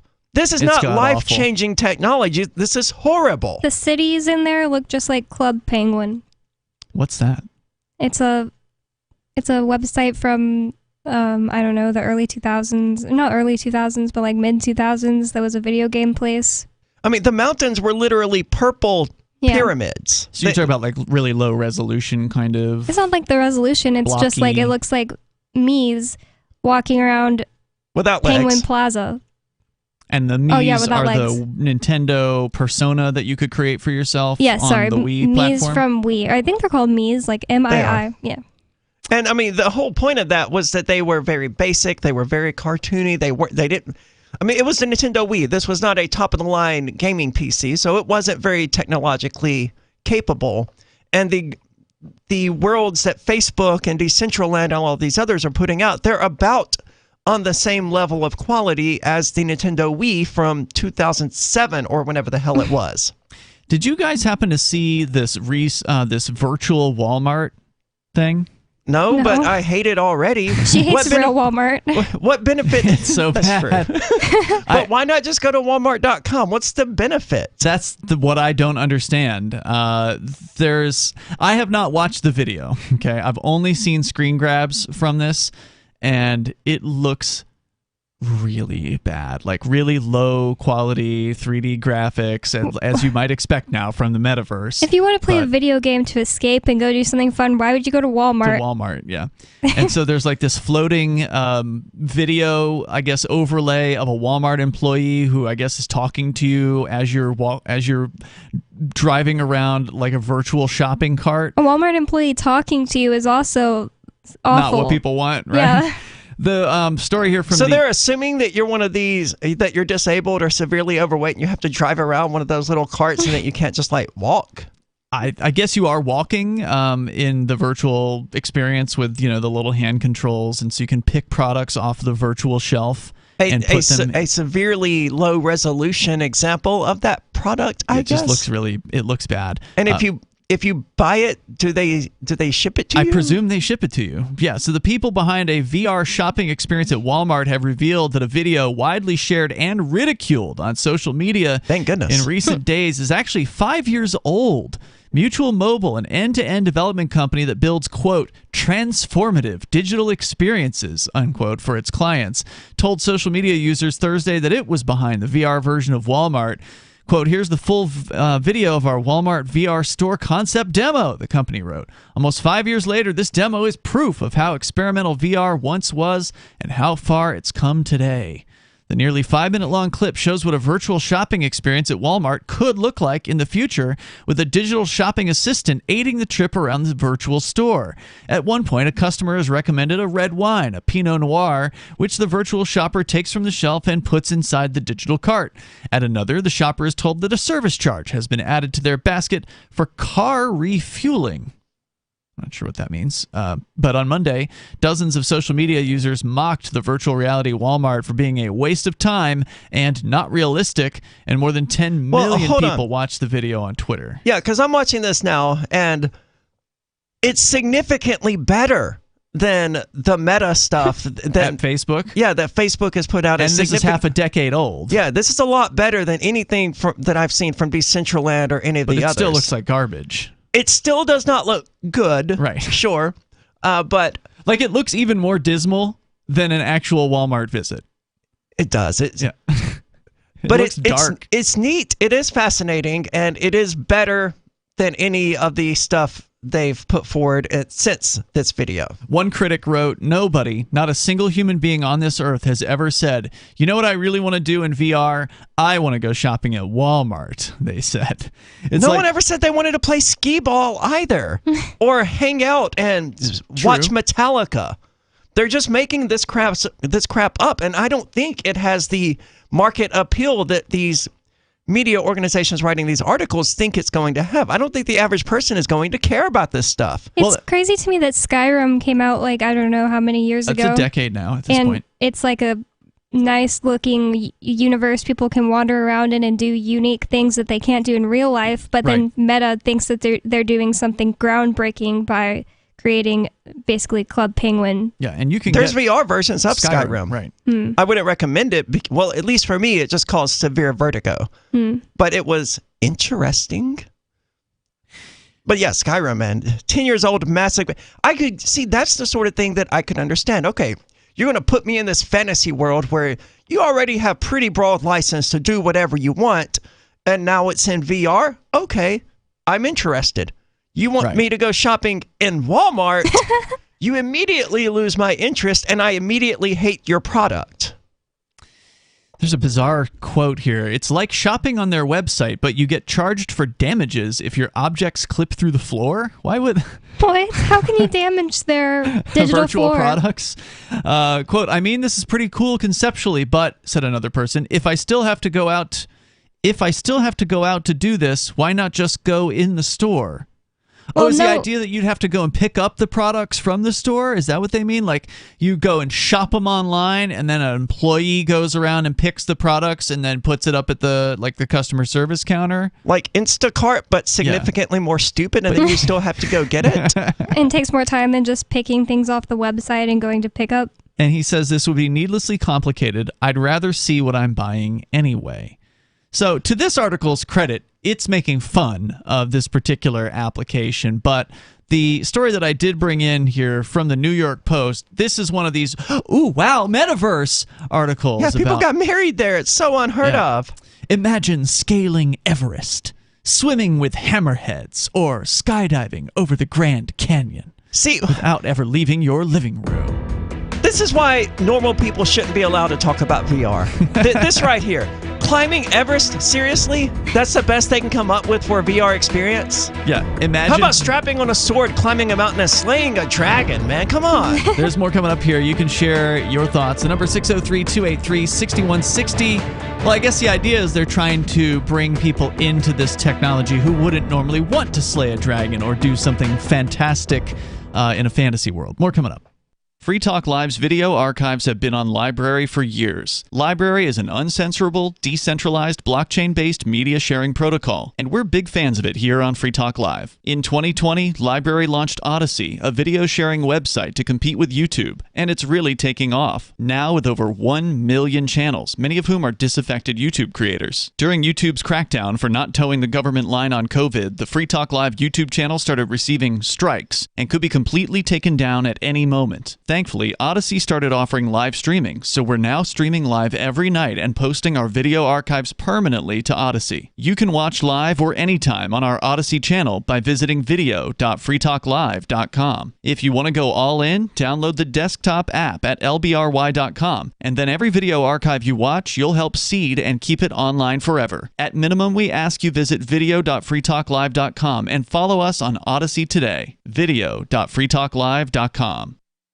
From Feature Story News in Washington, I'm Simon Marks. We have no intention to invade Ukraine. That's Deputy Russian Foreign Minister Sergei Ryabkov speaking after 8 hours of talks with U.S. Deputy Secretary of State Wendy Sherman. The Russians say the talks were difficult. The Americans call them frank and forthright and insist the Russian call for Ukraine to be barred from ever joining the NATO alliance is a non-starter. But White House Press Secretary Jen Psaki says the Russians have agreed to take part in multilateral talks that will include Ukraine and NATO members later this week. These talks were frank and forthright.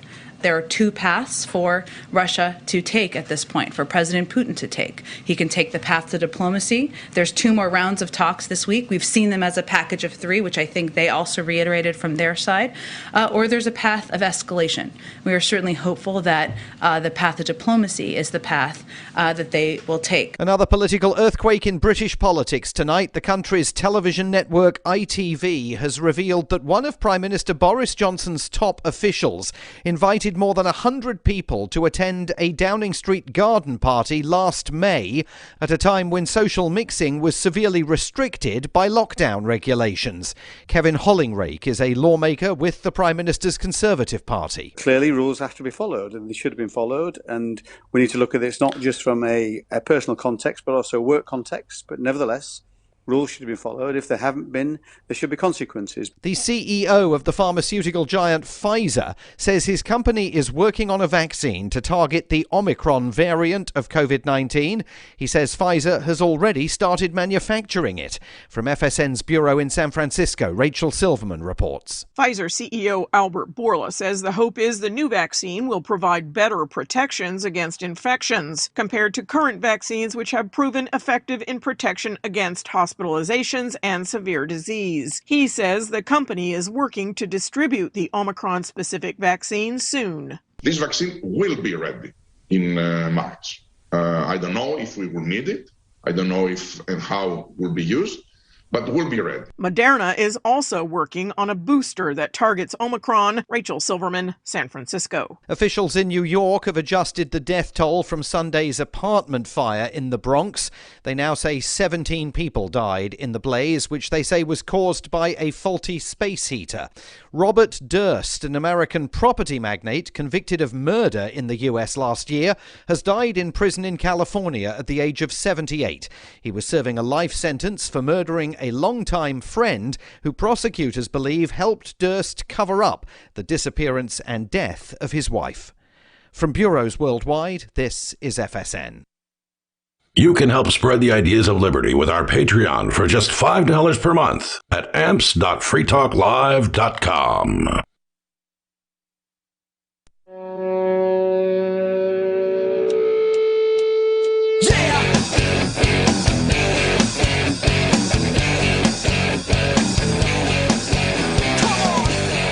is Free Talk Live, and you can join us here.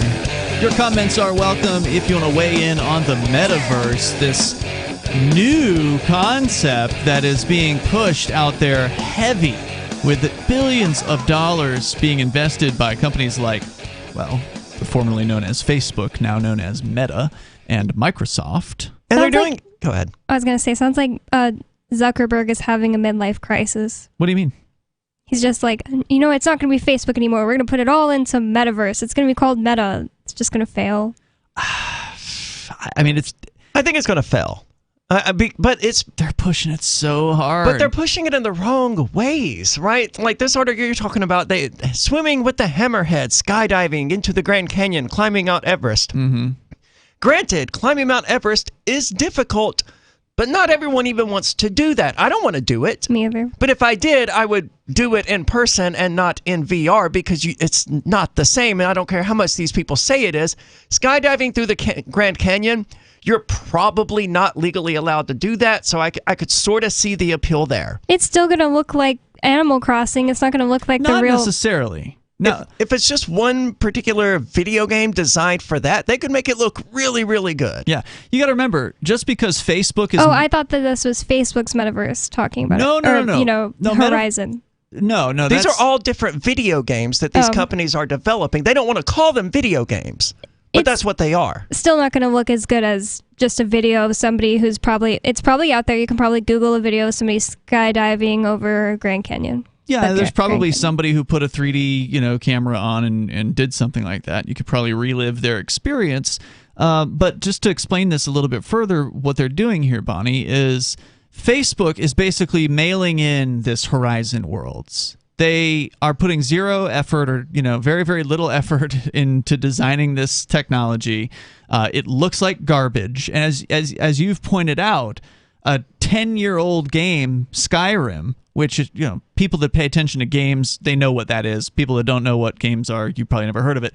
But Skyrim's an incredibly gorgeous-looking game, even for 10 years ago. It's a, like a first-person fantasy thing. You got swords, you got dragons, you got, orcs or whatever. And it's really an amazing product. That looks fantastic. But this new Facebook Worlds thing, or this Horizon Worlds, looks like a joke. It looks like a child designed it. And it doesn't look any better than Minecraft, and you can already do Minecraft in VR and do whatever you want. Right. I'd say it looks worse than Minecraft because Minecraft has a style to it. It's not designed to look beautiful. But it can if you have a computer that can render 96 chunks of it, and you've got this huge sweeping landscape. It's actively beautiful. But it's not meant to be. It's meant to use 16 by 16, I think, pixelated art to accomplish its mission, and it works. Right. So every VR application out there is different. So some of them have a design that's supposed to look oversimplified. I mean, like that may be what some designers want, right? Like they want a simple-looking world that's not crazy detailed, and then some people do want crazy detail. If you're going to be skydiving over the Grand Canyon, it better look like the Grand Canyon, or else no one's going to want to do it. And I've sort of swam with the hammerheads in VR already on PlayStation VR. I don't remember exactly what the game it was, but it was you're underwater. You're in one of these cage things, and there's sharks swimming around, and it sinks you down, and you feel like you're actively sinking through the water. Except without the whole drowning thing. It's a really cool experience, but it's not real life. It was neat, but there's nothing there for me to ever want to go back to either. Yeah, and how long did the experience last? 5 minutes? Yeah, 5, 10, maybe. And you're like, okay, I'm done with this. Yeah. Right. It's a very passive experience. And obviously something like climbing Mount Everest wouldn't be as passive, but it also wouldn't have any actual exercise effects on you, right? Like when you're really climbing something, you're actually engaging probably most of the muscles in your body, right? Like I've never gone up the side of a mountain or anything like that, but I think, some people have done rock walls or whatever. And so you're actually using your muscles. Yeah. I'm just now imagining, right? Like you've seen video of people in VR, right? That not what they see, but the video of the person who's in VR. Yeah, the girl who did the metaverse demonstration thing showed herself in VR, and she moved her hands a little bit. Yeah. That was about it. Right. I'm just trying to imagine It's basically somebody. the Nintendo Wii, but now you have to strap on the Virtual Boy with it. Yeah. And so I'm just imagining the video of the person who's quote-unquote climbing Mount Everest, standing alone in their room, reaching up and then reaching up again. And, maybe that's good for people that don't ever move, right? Like if all you do is sit in a chair all day long, then maybe the Climbing Mount Everest app on the metaverse is actually going to help you, right? Because then you get up out of your chair, hopefully. I guess you could probably play it from in your chair or something like that. You got to start somewhere. Yeah, but, lifting your hands above head level, I mean, that's something that they don't do very often, right? Like, normally it's just they're using their mouse. Well, there's already keyboard. Things for that are better. It's not like there's workout apps, it's not like right? VR came up with this first. Like, there was, I think it's Xbox. I played it at a friend's house once in high school.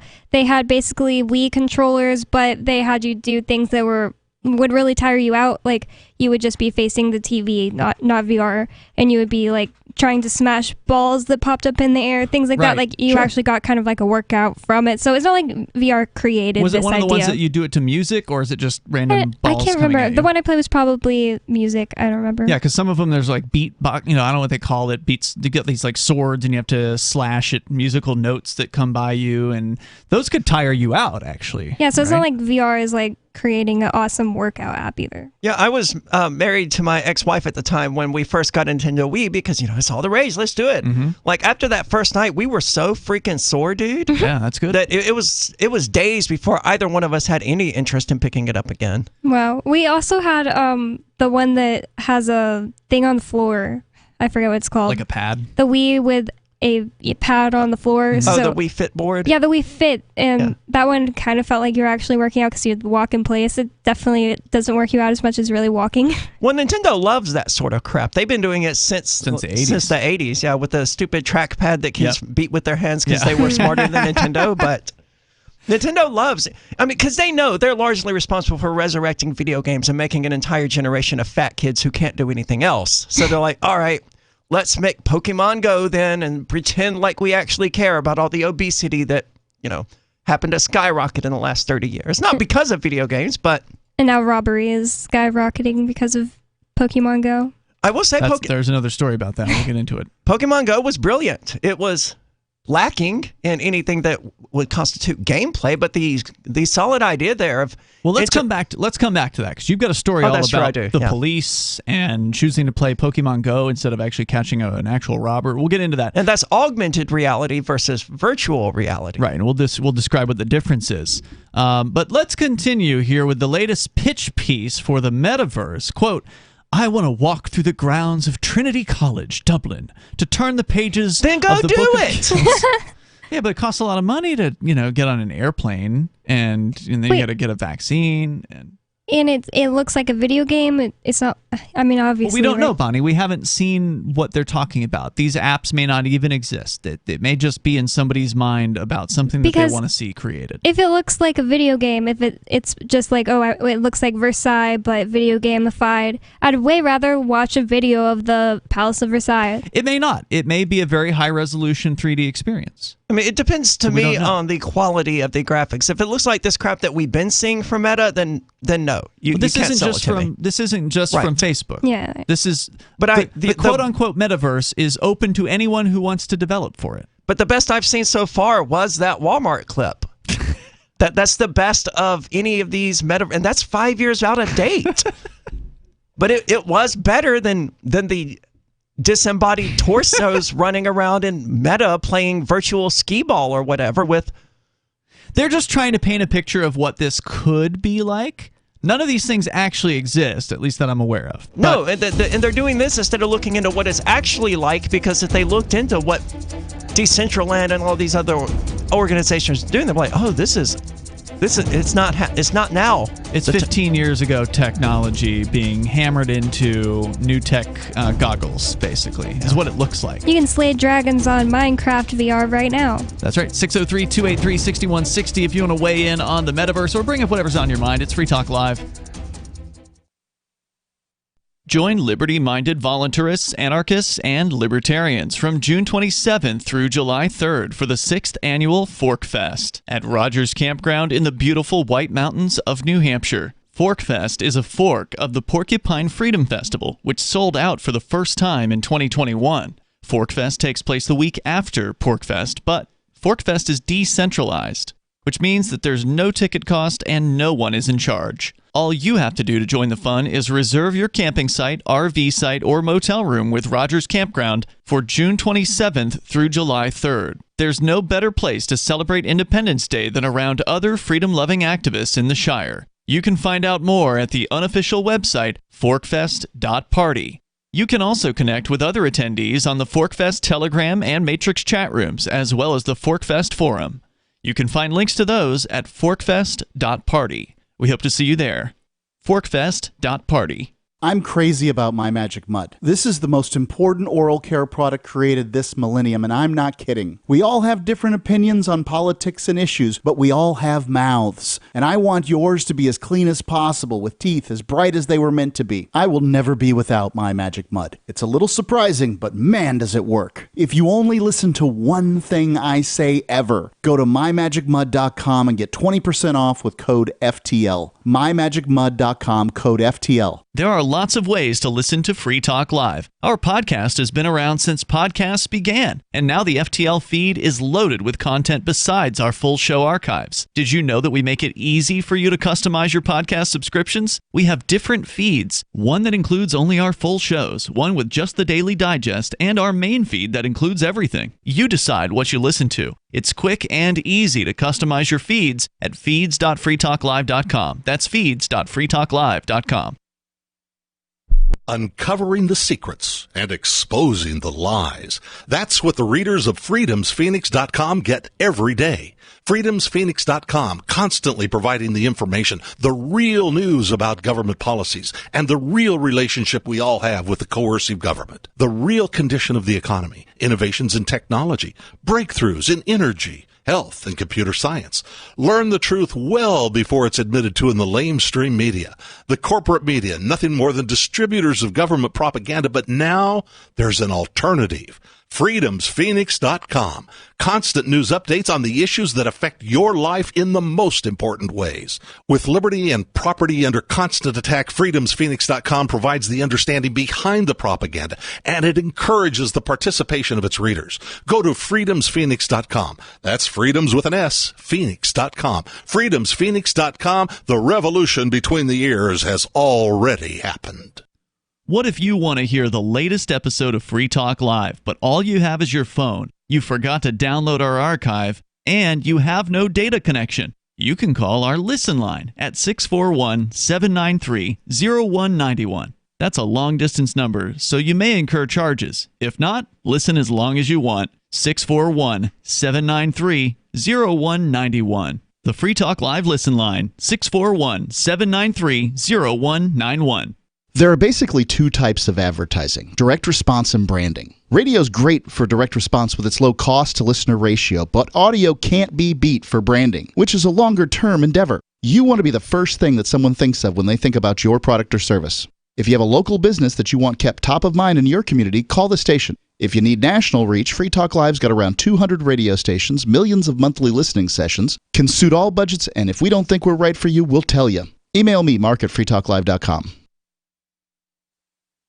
Yep, we still do email. Drop your email address in the entry box at freetalklive.com, and you'll be kept in the loop with Free Talk Live.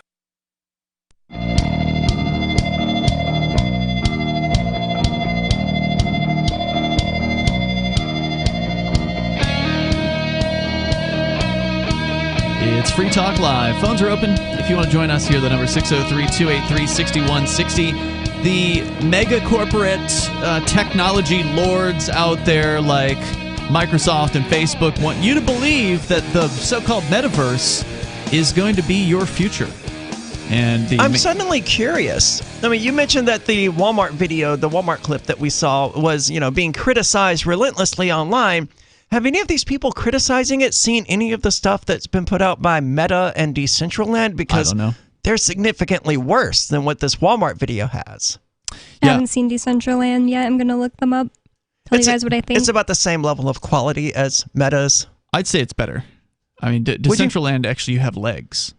Okay, that's true. That alone makes it more realistic. Was it just too hard for them to program it to where it looks realistic with legs? Like people be floating, so they're like, let's just chop off the legs. That's what I'm and that'll thinking be our they did. thing. Yeah, I'm thinking that's what they did, just to make it easier. Like, why do we want to spend our time animating legs? We'll just have floating torsos. It's not the real world, so why not? This style is just so boring. It's The animation or the graphic style, you mean? Yeah, it reminds me a lot of the Bitmojis that people, my little avatar on Snapchat that you say is ugly. The oversimplified, animated-looking kind of just really ugly, really avatar. Nothing like inspiring. Definitely not something I want to stay in this world and look at it for a long time. We'll come back to it. We got Talk. He's on the line calling us from Texas. Talk, you're on Free Talk Live. Hey, guys. Gal. Hey, what's on your mind? Hello. I just was curious about your thoughts on something. I didn't want to read anything about it. I didn't want to read anything about it because I wanted to think for myself about. I got the basic concept from Elon Musk. He says we're living in a simulation. And I thought, well, I don't want to read I don't want to hear what he says or read anything else. I hear some other people talking about we're living in a simulation. And I thought, well, I don't want to read or anything. I just want to think about it myself. But I did respect you enough, you guys. I wanted to hear your opinion on this. Have you thought about it? This is something that has come up on previous episodes. I don't think Elon Musk has spurred the conversation, but I guess he's been talking about Pong, according to the independent.co.uk. Pong? Like the video table tennis Pong? He cited the 1970s video game Pong in order to reassert his belief that our perception of reality is in fact a hyper-realistic computer simulation. Responding to a tweet about Pong posted by a popular engineering trivia account, the SpaceX and Tesla boss said the advancement in graphics and gameplay in the years since Pong was released implies that humanity is on a path to create digital worlds that are indistinguishable from the real world. Quote, 49 years later, games are photorealistic 3D worlds. No, they're not. He wrote, what does that trend continuing imply about our reality? I just think that we obviously really do project kind of a simulation that we live in because all we are is a brain, and it can't see or feel or touch. So we have different senses and different organs that can do that, and they just deliver numbers to your brain. Your brain projects an image. It's kind of the Matrix. In other words, you guys were talking about the Matrix the other, and of course, Bonnie, you like the Matrix. So listen up. So it's what you're saying is like it's the Matrix, except with no machinery. It's not necessary. All that stuff in the original, I guess it's original. I'm not a fan really, but that's just science. Your brain doesn't see or feel or touch anything. You have different organs in your bodies that do that, and it's just electrical signals that are being interpreted by your brain, and you have no way of knowing whether or not those electrical signals actually correspond to anything in reality or not. That's the point, right? That's what people who believe in the simulation theory are essentially saying, is that we don't know. The thing is... I got a total twist on this that I think you're going to love this. Okay. If you ever sat down... Have you ever sat down and just listed the number of crazy stuff that's going on? Just write down. You can number it or just start writing. We do that every night here on Free Talk Live. Yeah, what is this going to convince me of? I understand the concept of writing down things that I think are crazy. What's the point? Okay, from my viewpoint, let's see if I can line this out. I see these crazy coincidences. George Norrie, he's like, there are no coincidences, and I'm telling him, no, everything is a coincidence. he's got it all wrong. Everything is a coincidence. Like with me, there's some strange stuff. Like I walked in the library, got a magazine I've never seen before, Economist. This was years ago, and now I'm familiar with it. But I looked at an article on China, and then I go home. And this is like a magazine I've never seen.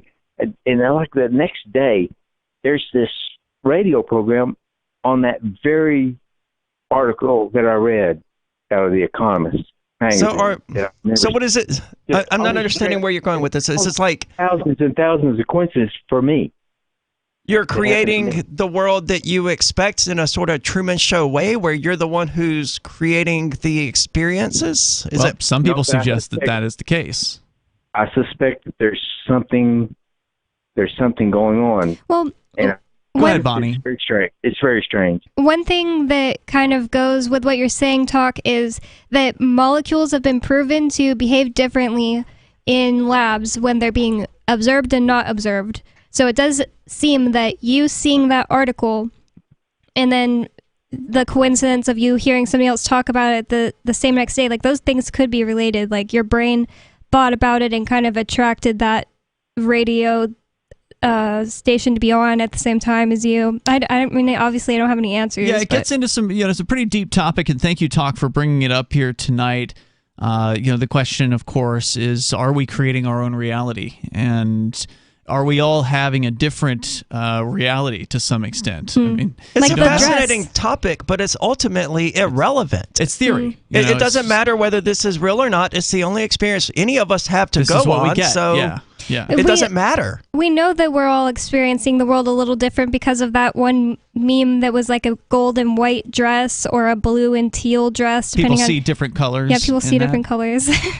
But Musk said previously he subscribes to a simulation hypothesis laid out in a 2003 paper by philosopher Nick Bostrom, which points that future advances in computing power will allow later generations to run a vast number of highly detailed simulations of their forebears.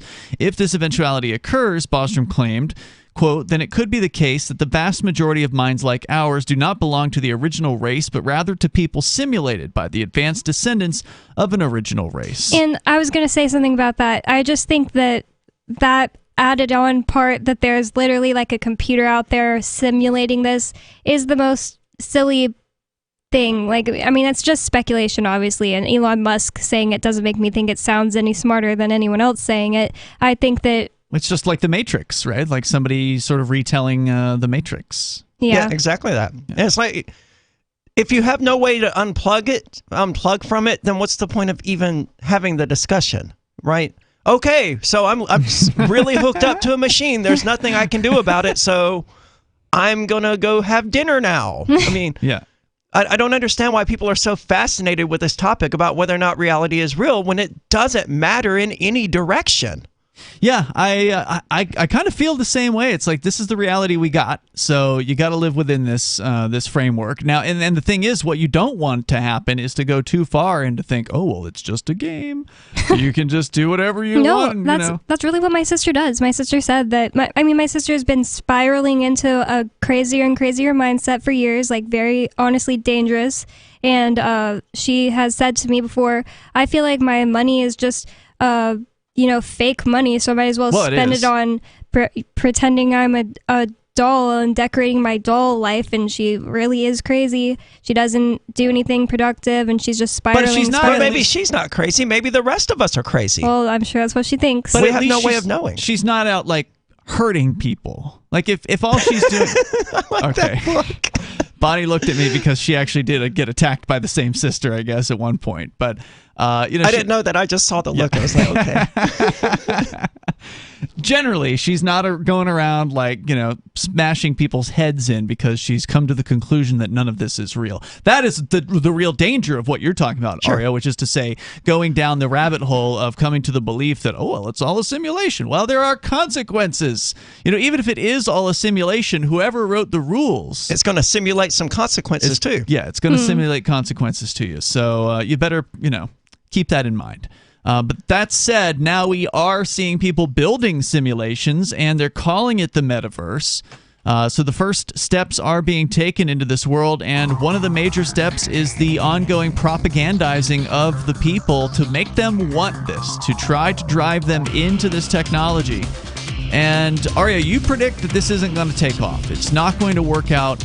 And I would say that at least at this current price point, you're absolutely right. I mean, the average person isn't going to want to go buy a $500 headset and then a $1,000 or $2,000 computer just so they can fake climb Mount Everest. More coming up here. This is Free Talk Live.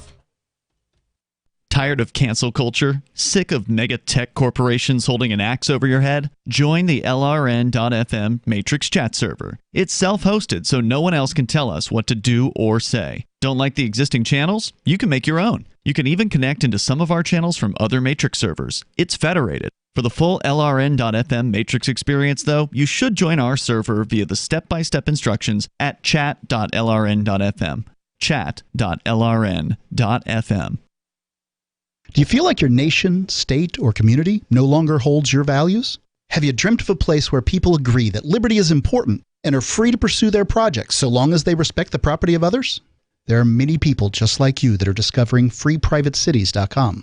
Their social media links are at the upper right of the page at freeprivatecities.com. All skill levels will be needed when the first of the Free Private Cities opens. It's sooner than you think. Stop arguing and build. freeprivatecities.com. Looking for a great real estate investment? Consider New Hampshire, which is ground zero for the Liberty Movement. Your first call should be to Mark Worden from Porcupine Real Estate. He's more than just a real estate agent. He's your New Hampshire concierge. Where are the best places to live? Do you want farm, city, the burbs, or forest? Do you want a duplex or multifamily building so that renters pay your mortgage? There are homes in all price ranges in New Hampshire, and Mark can help with financing too. Invest in liberty and property. Mark Worden can help. PorcupineRealEstate.com. If you want to know the latest about Free Talk Live before we go on the air, all you need to decide is how you want it delivered. It's your choice. Visit news.freetalklive.com to receive our usually weekly news updates by email. Plus, we have a Twitter account at twitter.freetalklive.com, and you can follow us on the decentralized Mastodon platform at toot.freetalklive.com. So please follow us at toot.freetalklive.com and sign up for our emails at news.freetalklive.com. You're listening to the live edition of Free Talk Live. Hour number 3 is next after the news here on the Liberty Radio Network at LRN.FM. From Feature Story News in San Francisco, I'm Ira Spitzer. The U.S. says talks with Russia over Ukraine have led to a better understanding of each country's priorities, but not resulted in a breakthrough. Officials from Washington reiterated that they would not grant Russia's request for a guarantee that Ukraine be prevented from joining the NATO military alliance. FSN's Nick Harper reports from Washington. There were 8 hours of what we're told were intense, difficult and long talks in Geneva, and as expected, there was no breakthrough. But both sides insist that discussions will continue, even though there's no obvious middle ground. The US called some of the Russian proposals non-starters, again reiterating that it won't give in to Moscow's request to prevent Ukraine from joining NATO. But Deputy Secretary of State Wendy Sherman, the lead American diplomat in the talks, insisted the discussions had allowed for a better understanding of each other and each other's priorities. But she said diplomacy was the only path forward, and that meant Russia taking concrete steps to de-escalate tensions. The US wants Russia to remove its more than 100,000 troops from Ukraine's border, warning that financial sanctions will follow if Russia were to invade. Officials in New York say 17 people are believed to have died in Sunday's apartment fire in the Bronx. That's less than previously reported. An investigation is ongoing as to why smoke spread so quickly through the apartment building. FSN's William Denzelo is on location in the Bronx with more. Eric Adams has described Sunday's fire as a horrific tragedy and an evolving crisis, warning that with a number of people still hospitalized, the number of fatalities may yet rise. He also says he's spoken to US President Joe Biden, who's pledged whatever help is needed. Now, we've also heard from Daniel Nigro, who's the fire commissioner here in New York City, who's given further insight into what caused the fire and why it was so deadly. On Sunday, he said it was likely caused by a malfunctioning space heater, but he's provided more details suggesting that some automatic self-closing doors in the apartment building may not have been closing as they should. It's believed that because doors were left open in the apartment building, smoke was allowed to rise and spread quickly throughout the building, contributing to the huge loss of life. A man in the U.S. state of Maryland has become the first person in the world to receive a heart transplant from a genetically modified pig. The procedure was done after it received emergency authorization, as 57-year-old David Bennett would have otherwise died. His body has accepted the new heart so far, And if the transplant proves successful, it could have wide-ranging implications for organ transplant surgery. From Bureaus Worldwide, this is FSN. With FSN Spotlight, I'm Simon Marks. Today, the Serbian perspective on Novak Djokovic, the world's #1 men's tennis player. He's challenging the Australian authorities after he sought to enter the country even though he has not been vaccinated against COVID-19. While so many around the world have been critical of Djokovic, in his native Serbia, he remains a national hero. Brent Sadler is a former correspondent with CNN and ITN, and he now lives in Belgrade, where protests in support of Djokovic took place late last week. We've had some outside Parliament, yes, complaining about the Australians' attitude towards Djokovic, that he's been humiliated. His father likened Djokovic's scenario to that of Jesus Christ. So, you've got extreme views here. I play tennis. I've seen Djokovic often rub shoulders with him on the courts. Can you believe it? This sort of level of player. He's very accessible here in Belgrade. And you can talk to him about the health. You can talk to him about the inoculation program. You can talk to him about why he doesn't want to do it. He does not want to take it for his own body issues. He's been very strong about that, but he does not in any way wish to influence others in terms of following what his choices are. They're his personal choices. There are, of course, many who argue that he should be using his fame to promote COVID-19 vaccines and at the very least push back at the notion that he's a champion of the anti-vax movement. With FSN Spotlight, I'm Simon Marks. The main news again.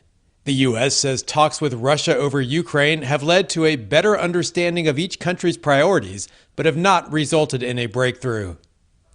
The investigation continues into the New York apartment fire that killed 17 people.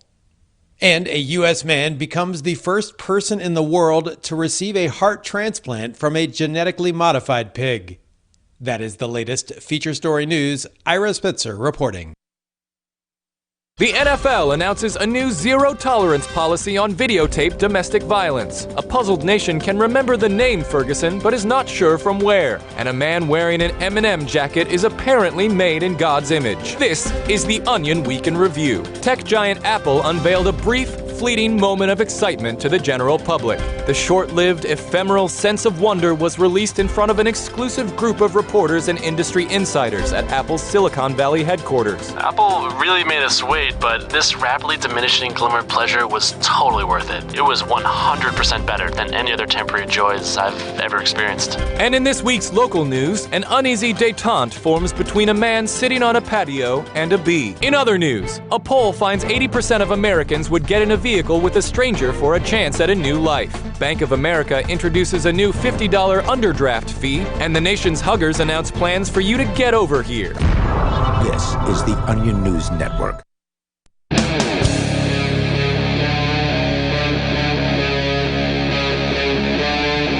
Free Talk Live. It's Free Talk Live. We're kicking off the third hour of the program here. The number is 603-283-6160. In the studio tonight, it's Ian. It's Bonnie. And Aria. 603-283-6160. Is there anyone out there who's actually excited by the metaverse? I'm way more excited about Bar Fight VR. Were you looking at footage from there? Well, you mentioned it, so I looked into it a little bit. And it looks so much better. Is it VR? Yes. Oh, yeah. It's for PS4. Oh, really? Yes, and other contemporary gaming systems. So, I mean, of course, the video game companies are going to be the ones who are actually using this technology. To the max. Yeah. Is Bar Fight already a game before it was a VR game?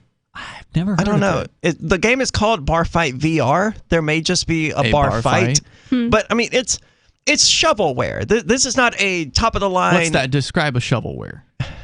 A really low-budget game made to be small and to entertain you for like 10, maybe 30 minutes, and then you never play it again. Okay. Like Cripple Smash. Yes, exactly. Like, I don't even know what that is, but I can tell you from the name, that's shovelware. Yeah. And that's what Bar Fight is. Let's have a digital bar fight in VR. It probably costs $6 or something on the PlayStation Store, and you play it for half an hour, and then you never play it again. It could be something that you could play for a long time, because what is that game where you fight each other? Dang, I forget what it's called. There's a ton of those games. The main one. Mortal Kombat? Mortal Kombat is actually pretty fun. I've played it before.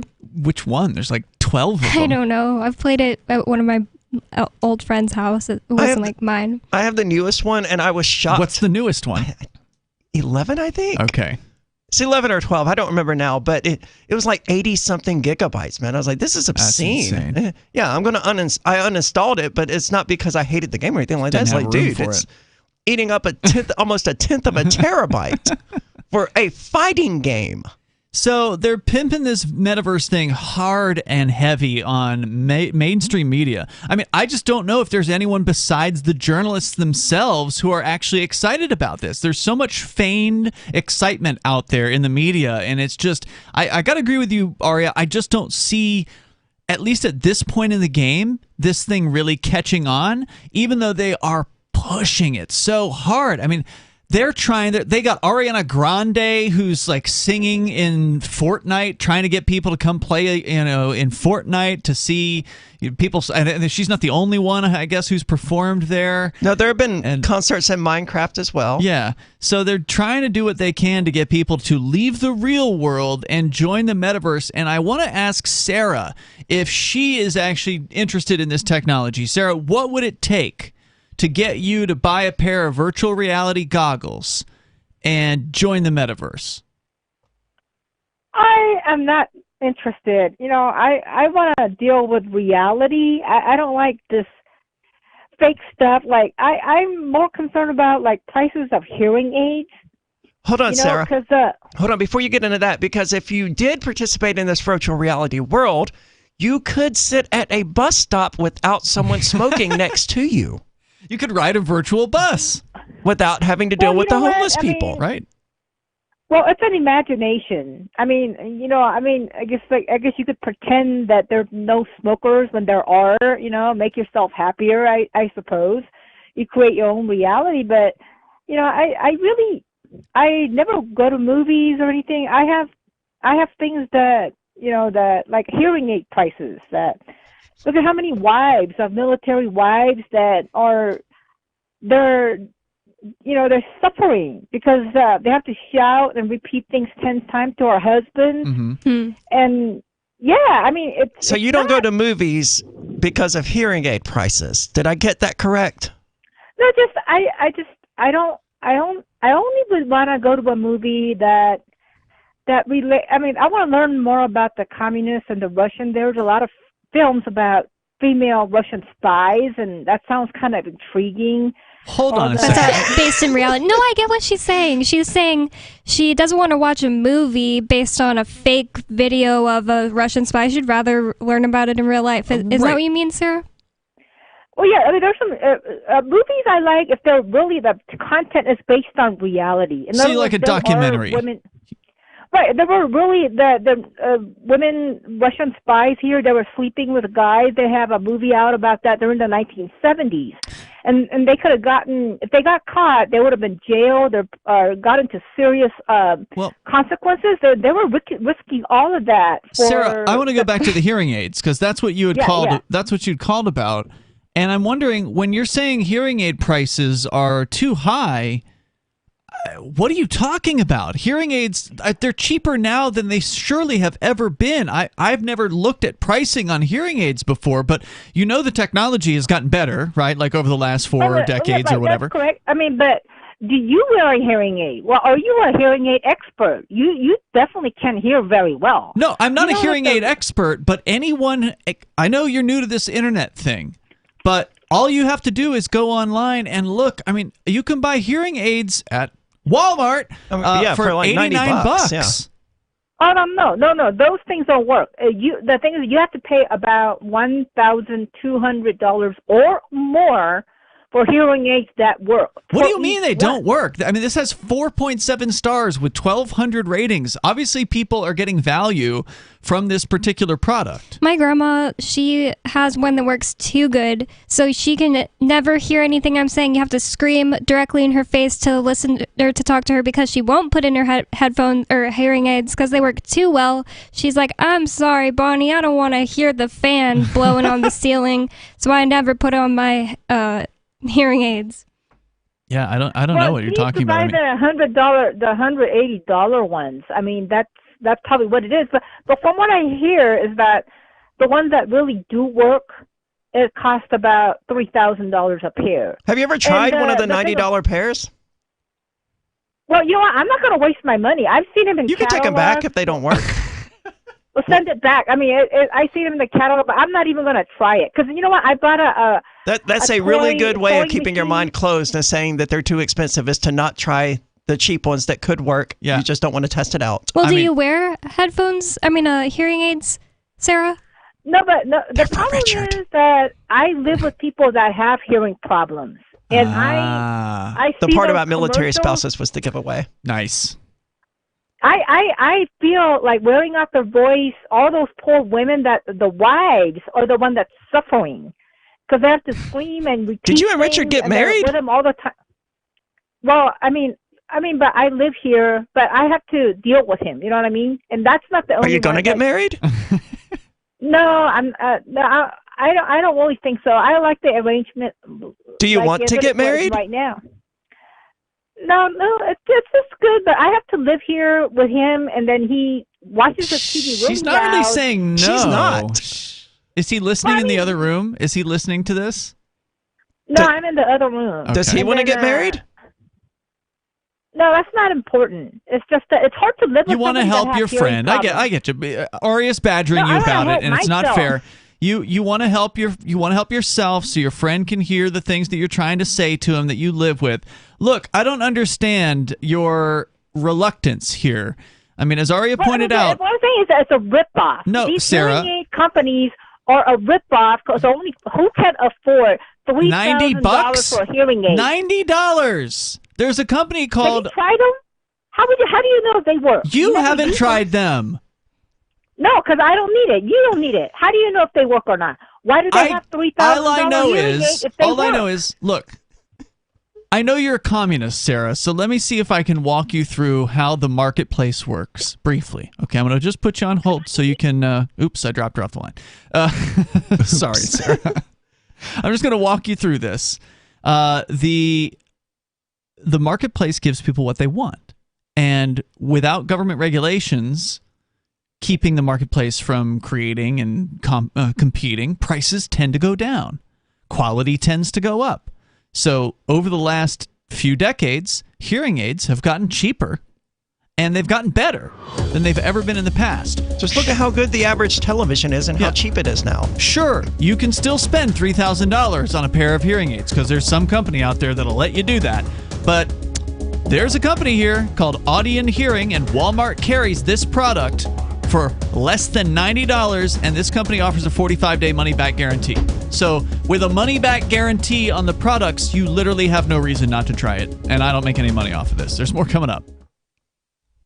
So you've signed the Shire Society Declaration and are planning your move to New Hampshire to be around more liberty-oriented people. Next, sign up for the Shire Society Forum at forum.shiresociety.com. There are a bunch of people there who are already in the Shire, and they want to meet you. If you're already in the Shire physically, you should also come by the forums. Remember, not everyone uses Facebook. New people are signing up for the Shire Society Forum every month, so drop in and say hello at forum.shiresociety.com.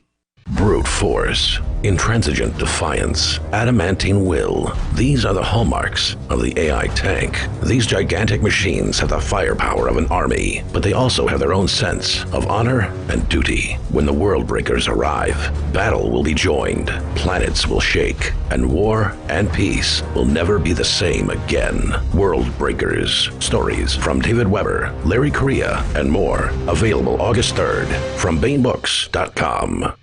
The new 4th edition of Healing Our World, The Compassion of Libertarianism, will take your understanding of liberty to a deeper level and has over 1,300 updated references, new cartoons, and a foreword by Dr. Ron Paul. With discounts for multiple book purchases, the 4th edition of Healing Our World is a great gift for the liberals, pragmatists, environmentalists, and Christians in your life who think libertarianism is cold-hearted. Get yours today at healing.freetalklive.com and use promo code FTL for a $5 discount. Are you tired of governments murdering people around the world? Stop using their money. There is an alternative. Bitcoin is a stateless, free market, non-political currency. Bitcoin cannot be inflated or controlled by any government. By using their money, you are helping the state, Stop doing it. You have an incredible alternative available now. Learn it, use it, spread it.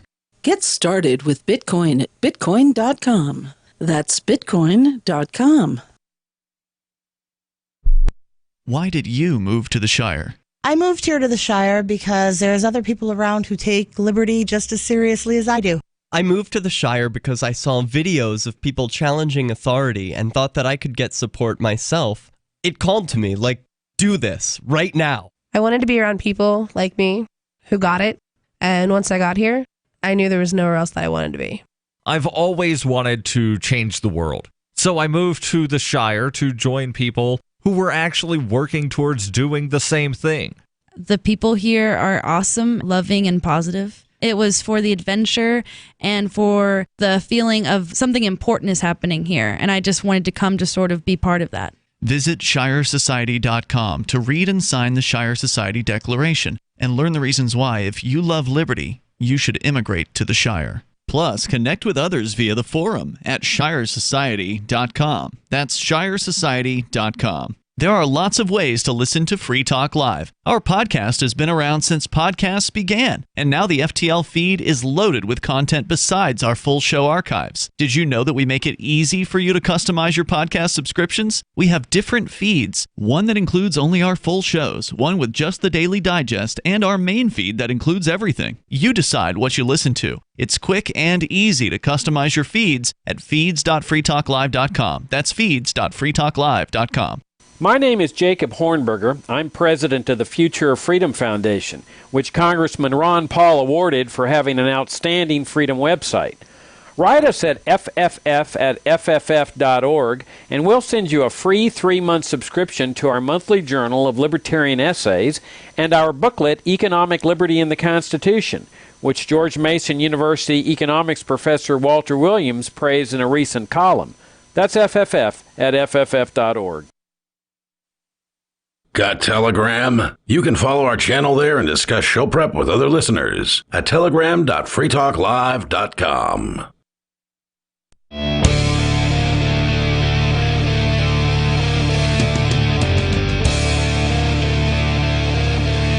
This is Free Talk Live. Phones open if you want to join us here. The number is 603-283-6160. With you in the studio, it's Ian. It's Bonnie. And Aria. Going to go back to your phone calls and thoughts. And coming up, what happens when you ask Alexa for a challenge? You know, one of those things they do on the internet to usually make a fool of you. So what does Alexa tell you? And we'll find that out because one little girl tried it and came up with a pretty scary answer. Plus, cops called on a robbery, an armed robbery, decided not to go because they were too busy playing video games. Aria's got that story if we get the chance. But phone calls first. Here we go to CW calling from out west. Go ahead, CW. Arizona, KTOX. Yes, sir.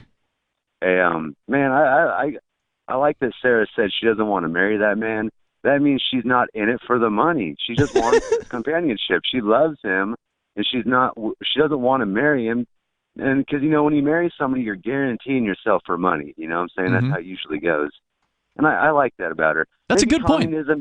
Maybe communism isn't that bad. No, it's bad. But well, anyways, you have a good point. If people get married in a communist society, it's certainly out of love. Yeah, it's not for the money. There's no money. material benefit or gain to it whatsoever. So I think communism is actually, there are some good points to it, but it's completely garbage other than that, I guess, right? I'm not sure what the good points are. Well, I mean, marriage is stupid. It is. Indeed. But anyways, man, I'll never play video games. That's garbage too. You know what? Never? Really? No. Maybe when I was a teenager, I like to play the shooter games. That's about the only games I like to play is first-person shooters. Okay. Because I like to be ace. You know what I'm saying? When you're ace, that means you're number one. That means you're top of the boards, and that's about the. Yeah, that doesn't fly in communist societies. Give me an idea of what game you did enjoy. What was a first-person shooter, your favorite one? What was it called? Soldier of Fortune was my favorite first-person shooter. It was like PlayStation. No, it was computer. It was all computer games. Yep. I remember. I played the second one. back in the day. Yes, I think it was part 2. Yeah. That was the best first-person shooter. I loved it. Yeah, and there was another one, Crossfire. Crossfire was a free game that you download on the internet, and that was absolutely beautiful. But you're done with them now? You don't have time for it anymore? Yeah. That's probably good. No, when you're an adult, I got plenty of things to do. I got business to grow. I'm working out in my yard. Yep. I'm smoking 50 cigarettes a day. That's a whole job right there. Arya can relate. That's 2.5 packs a day. That's quite a lot of smoking, yeah. I'm kind of with you on this. I grew up loving video games, and there's still a warm place in my heart for them, but I just don't spend time on them. I just don't. Yeah, I've got other things that are interesting. I used to watch my friends play video games. That was about the only thing we would do. And then when they were done playing video games, we'd stay up all night playing Dungeons and Dragons or White Wolf, Mage. We'd play a lot of that stuff. You're all into the gaming back in the day. But now I'm in my 30s. I just got too much stuff to do. I heard you. CW, thanks for the call tonight, man. I do appreciate hearing from you. And that's what, you got an interesting life. You don't have as much time for things like games. That's one thing I did appreciate about Sarah's call, that she is not into pretending she has a different life. She'd rather just live her own life. Yeah. And I don't look down on people who play games. I mean, they're fun, and the technology is fantastic, and I try to kind of keep up to some extent. I do watch the what are they called? What's the game review thing that I'll watch every now and then? They do like the music. No, they do like the music, not music reviews, but like the movie. Honest trailers? Honest trailers. Yeah, I'll watch like the honest video game trailer.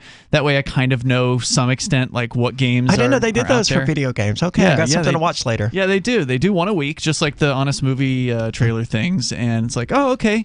That's enough for me. I've seen the game, I've seen some clips from the game, and I really am not interested in playing most of them. It's like, oh, I see what they're doing there. That's okay. That's very much where I'm at. The only games I played in the last 2 months, I think, was when I was on airplanes, and even then I just used my Switch to play like chess. So it wasn't even like an actual game, but a video interpretation of a board game. Huh. Then I must be playing the most video games here right now. You are the biggest gamer here, for and sure. I don't even play real video games. It's honestly embarrassing, but I play them in a productive way because anytime I need to listen to something, I can't just be staring into space. I just start playing Angry Birds or Diner Dash on my phone, so my part of my brain that wants to wander is distracted. Why aren't those real video? Those are real video games. Okay, then they're real video games, but like they're phone games. It's not like I'm like actually on a console or anything. I never have played games like that. I've always hated that about console and PC gamers looking down on the mobile market. The mobile market's the biggest gaming market that has ever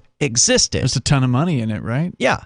And there's some extremely good games out there. Like I think it was Mark or Conan one day, they were playing one of the Kingdom Rush games on their laptop, and that originated on mobile, and the gaming series is fantastic. And what is that? One of those tower defense It things? is tower defense, and it's one of the best tower defense games out there, and it wouldn't exist if not for the mobile market. And then there's stuff like the Final Fantasy IV remake that is just brilliant on Android. And sure, you could have played it on Nintendo DS if you were one of the weird people who had a handheld Nintendo console 15 years ago. But now you can download it onto your phone right now and play the entire game. And that's unheard of outside of the Nintendo Switch. These phones here do what the Nintendo Switch does, just without the controller and without the ability to play something as graphically demanding as like Breath of the Wild. See, I'm not going to say that I'm some sort of game purist or anything like that, but when I was playing more games over the last decade, which was never a whole lot, but the further back you go in the last decade, the more I was playing video games. Sure.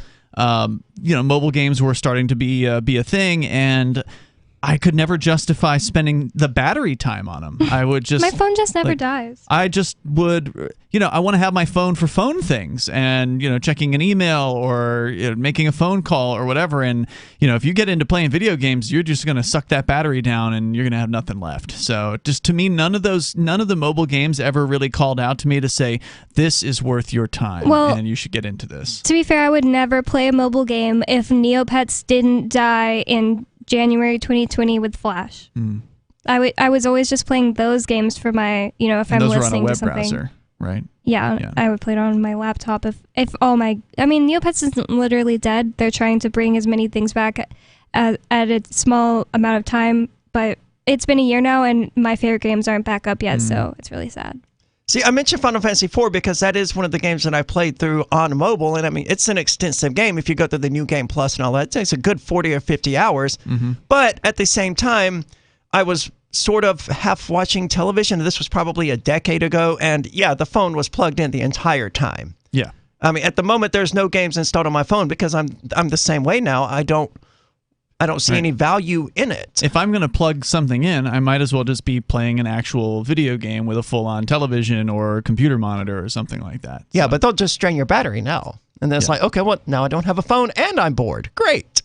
That's not an improvement. My phone just never dies. I charge it at night when I go to sleep, and then I wake up and I play video games all day while I do stuff on my phone all day. I don't understand how you can pay attention to something while playing a video game, but it's because I play like Mahjong Matching or Angry Birds where you're just breaking stuff or... 603-283-6160 is the number here. That's 603-283-6160. But none of us are excited for the so-called metaverse. But let's talk about the cops and Pokemon Go coming up. If you want to bring more liberty into your community, there's something you should see. Intercoin, the movement you might want to join. If you like Bitcoin, breakthrough. It's true. It's truly something new. If you'd like to see real prosperity, start your own currency, boost the economy. Intercoin, the movement you might want to join. If you like Bitcoin, its impact's hard to overstate, results you can appreciate. If you're tired of relying on the state, want to make your own community great, homelessness and hunger to eliminate, let the wealth accumulate. Don't wait for the growth rate to accelerate. Go to intercoin.org and get the coins for yourself. From Feature Story News in San Francisco, I'm Ira Spitzer. The U.S. says talks with Russia over Ukraine have led to a better understanding of each country's priorities, but not resulted in a breakthrough. Officials from Washington reiterated that they would not grant Russia's request for a guarantee that Ukraine be prevented from joining the NATO military alliance. FSN's Nick Harper reports from Washington. There were 8 hours of what we're told were intense, difficult and long talks in Geneva, and as expected, there was no breakthrough. But both sides insist that discussions will continue, even though there's no obvious middle ground. The US called some of the Russian proposals non-starters, again reiterating that it won't give in to Moscow's request to prevent Ukraine from joining NATO. But Deputy Secretary of State Wendy Sherman, the lead American diplomat in the talks, insisted the discussions had allowed for a better understanding of each other and each other's priorities. But she said diplomacy was the only path forward, and that meant Russia taking concrete steps to de-escalate tensions. The US wants Russia to remove its more than 100,000 troops from Ukraine's border, warning that financial sanctions will follow if Russia were to invade. Officials in New York say 17 people are believed to have died in Sunday's apartment fire in the Bronx. That's less than previously reported. An investigation is ongoing as to why smoke spread so quickly through the apartment building. FSN's William Denzelo is on location in the Bronx with more. Eric Adams has described Sunday's fire as a horrific tragedy and an evolving crisis, warning that with a number of people still hospitalized, the number of fatalities may yet rise. He also says he's spoken to US President Joe Biden, who's pledged whatever help is needed. Now, we've also heard from Daniel Nigro, who's the fire commissioner here in New York City, who's given further insight into what caused the fire and why it was so deadly. On Sunday, he said it was likely caused by a malfunctioning space heater, but he's provided more details suggesting that some automatic self-closing doors in the apartment building may not have been closing as they should. It's believed that because doors were left open in the apartment building, smoke was allowed to rise and spread quickly throughout the building, contributing to the huge loss of life. A man in the U.S. state of Maryland has become the first person in the world to receive a heart transplant from a genetically modified pig. The procedure was done after it received emergency authorization, as 57-year-old David Bennett would have otherwise died. His body has accepted the new heart so far, and if the transplant proves successful, it could have wide-ranging implications for organ transplant surgery. From Bureaus Worldwide, this is FSN.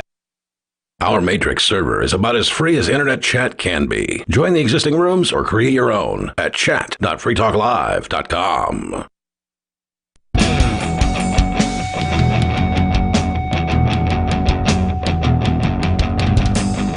It's Free Talk Live. You can join us here. The number is 603-283-6160. Well, we kind of skipped over the metaverse pimping and just went full on into talking about gaming in relation to the real world. And you can, of course, comment here. The number is 603-283-6160. In fact, speaking of the real world, video games got in the way for some police officers that were supposed to be responding to an actual crime with a real victim. An armed robbery, apparently, and Arya is going to tell us about that. Of course, you can bring up whatever is on your mind, and you can join us online anytime over at freetalklive.com. We do have a social media platform. You can go to social.freetalklive.com, and you can interact there with other Free Talk Live listeners and hosts, and it's free. And we run the server, so you're not ruled over by Twitter or Facebook or some other big tech mega corporation. We set the rules, and the rules are pretty wide open. You can post about whatever you want there. So head over to social.freetalklive.com. Aria, what is the story with these police? Yeah, well, the headline is wrong. It says Pokemon Go caused 2 LAPD officers to ignore a robbery in progress. Now, Pokemon Go didn't cause that. The 2 officers caused that. Yeah, that's a good point. Everyone that's played Pokemon Go has probably at some point in their life played it when they shouldn't have. I can attest to that, at least for myself, back when I actually cared about Pokemon Go, which was like the first 3 weeks after it came out. And then I realized, hey, there's not a whole lot to actually do here. I'm moving on. Sure. Everyone. Wait, aren't you supposed to capture all the Pokemon? Well, you're also supposed to battle people that also play the game, but the battle it system wasn't was that fun. so terrible. Oh, yeah. Really? I heard it's improved a lot since, but that first experience was so bad that it's like there's no recovering from that. It would be so fun, honestly, if it was really, really easy to do and fun, but I couldn't figure it out. No, I think it was just tap on the screen was what it was back then, and it was like not entertaining, and do a long tap for a strong hit or something. It was as basic as you could possibly get. Wow. And of course, battling Pokemon is like 90% of what you do in the games. So I have never played a Pokemon They're game. just RPGs. That's all they are. Okay. Where you have 150 different characters with unique abilities. I see. Or at least that's how it was then. Now there's like 800 or something different Pokemon. But yeah. Maybe they pulled out their phone while at work and played a few rounds. That seems a strange way of describing Pokemon Go. I'm not sure this article's author ever played Pokemon Go, because there aren't really rounds that you play. But anyway, moving on. The thing is, though, most people who have done this before were probably not police officers, and when they chose to step out of work, they likely were not ignoring calls of a robbery that was currently taking place. If that example sounds very specific, that's because that's exactly what 2 LAPD officers did. In recently released court documents, it was unveiled that 2 officers chose to ignore a robbery that was in progress so they could chase a Snorlax. Oh my gosh. This particularly surprises me because Snorlaxes aren't uncommon in Pokemon Go. Okay. So it's not like this was some... They could find these things anywhere. Yeah, this wasn't some rare thing that, oh my God, we have to seize this opportunity. They're everywhere. Or at least they were. Then, after supposedly capturing the Snorlax, they doubled down and went after a... I don't know, it's from a future generation that I never played, a Togetic, I guess. While many Pokemon Go players can probably relate to the desire to go catch a Snorlax, doing so instead of responding to a robbery is probably not the best move. The reason this information is available to us is because the 2 officers who were fired were fired, so that's good. What? Yeah. Oh my God, that's shocking. This is pretty egregious. Well, they did ignore a robbery to play Pokemon Go, so, I mean, that's... But officer safety. Well, they're currently appealing their termination. Of course. Listed among the reasons why they're appealing is because they weren't actually playing the game, but were instead relaying that information to groups on their app. I don't understand what that means. they told people in some app, we're not going to get the burglary, we're chasing a Snorlax, and they're trying to say that they were joking or something? I think they're saying that, hey, we opened Pokemon Go and we saw a Snorlax, and then we told other people about this. About the Snorlax or the robbery? I don't know. Not the robbery, presumably. It's all very unclear. This rebuttal is, of course, ignoring that the likely reason they were terminated had to do less with what they were doing specifically while playing Pokemon Go, and more that they were actively doing something involved with the game rather than doing their job in a critical moment. They do have the quotation here. I don't know whether or not it's actually worth reading the excerpt. Yes, it is. Petitioners, that would be the two cops, denied playing Pokemon Go while on duty. They claimed they were monitoring a Pokemon tracker application on their phone, which is playing Pokemon Go, right, but not playing the game itself. As for catching Pokemon, Officer Lozano insisted this referred to capturing an image of the Pokemon on the tracking application to share with friends, while Officer Mitchell said his statements about fighting the Togetic referred to relaying that information to the groups on my app. Well, even if that's true, I don't understand how that makes it any better. It's like, I wasn't playing Pokemon Go, I was on Instagram taking a screenshot of a Snorlax. No, Why is that better? It's worse than that. I mean, that would be bad, but they're saying that Pokemon Go isn't a game. Mitchell said he did not consider the application a game because it was not, quote, advertised as a game. Oh my God! He thinks it's real? legalese stuff. They're playing legal word games. They're trying to with the court. It's not gonna work, I don't think.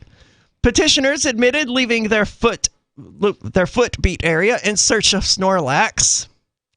I can't believe I just read that. But they insisted they did so both as part of an extra patrol and to chase this mythical creature. For anyone that's surprised to find out Pokemon Go is still being played all these years later, I actually kind of am surprised to hear that now that they mention it. The game itself has managed to get even more addictive since it was first released back in 2016. Gyms were buffed up. That's just, there's hundreds of new Pokemon to capture, and there are raids everywhere. Whatever all of that stuff means. What I'm taking away from this is that, yes, these cops are counting on a judge or a jury to not know what a video game is.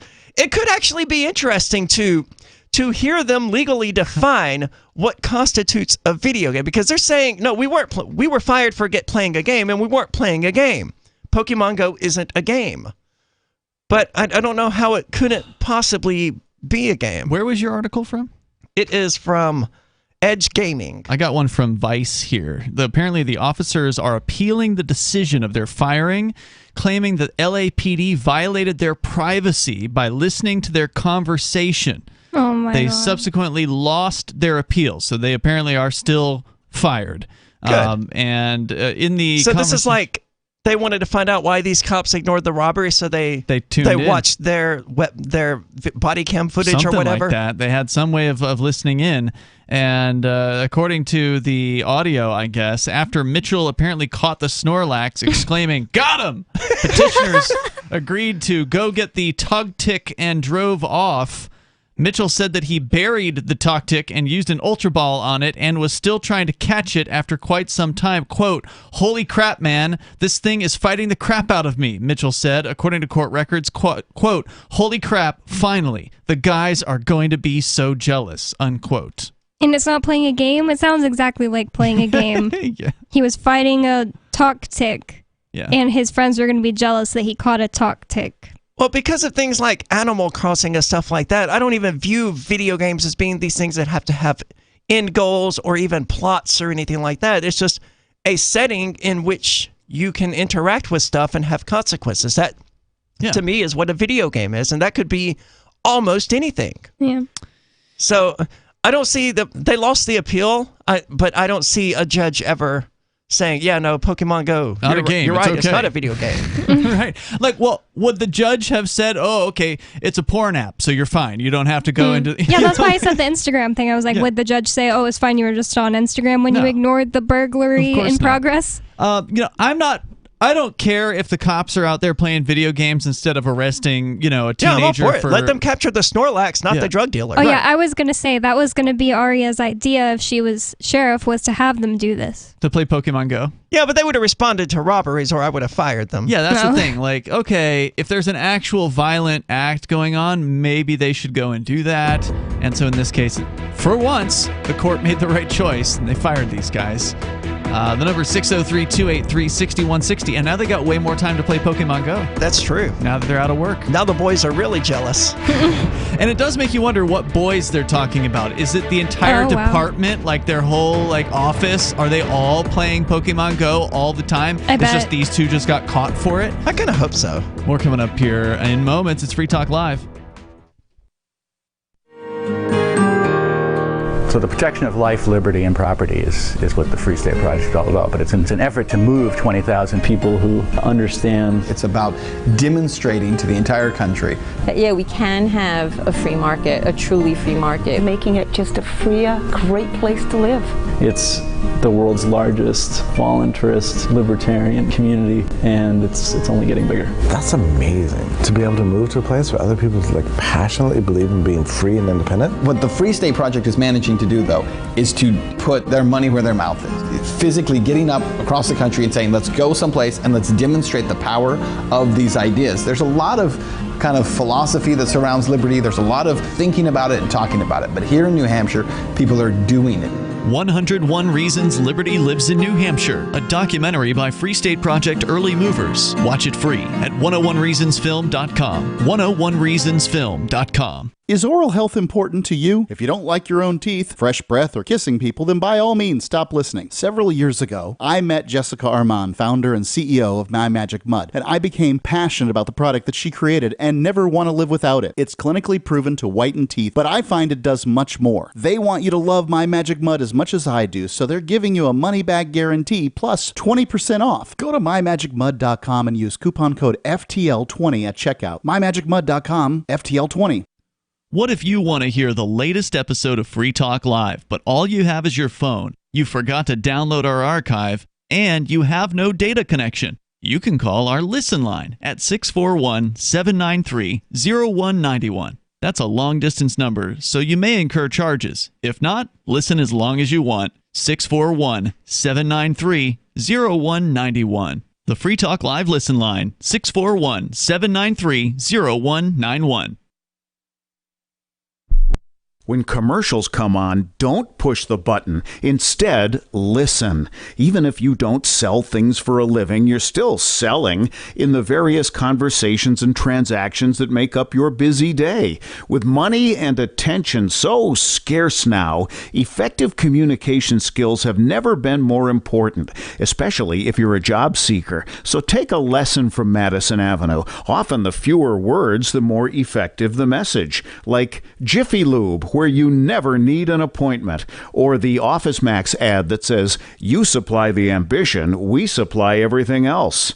How about online ticket broker StubHub.com, the way in when it's sold out, or CyberCupidMatch.com's seductive, go ahead, it's okay to look.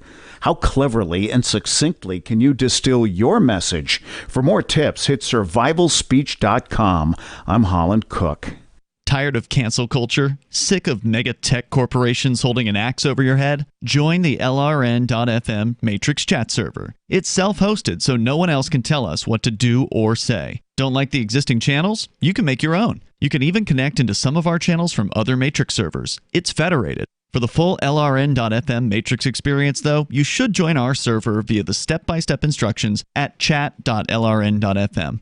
Chat.lrn.fm.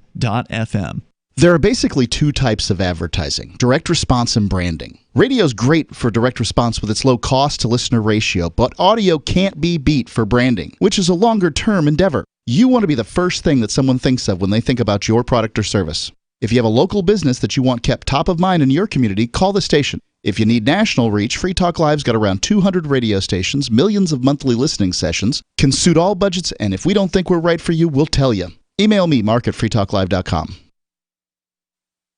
You can stick it to the man and big tech. Join our FTL social mastodon at social.freetalklive.com.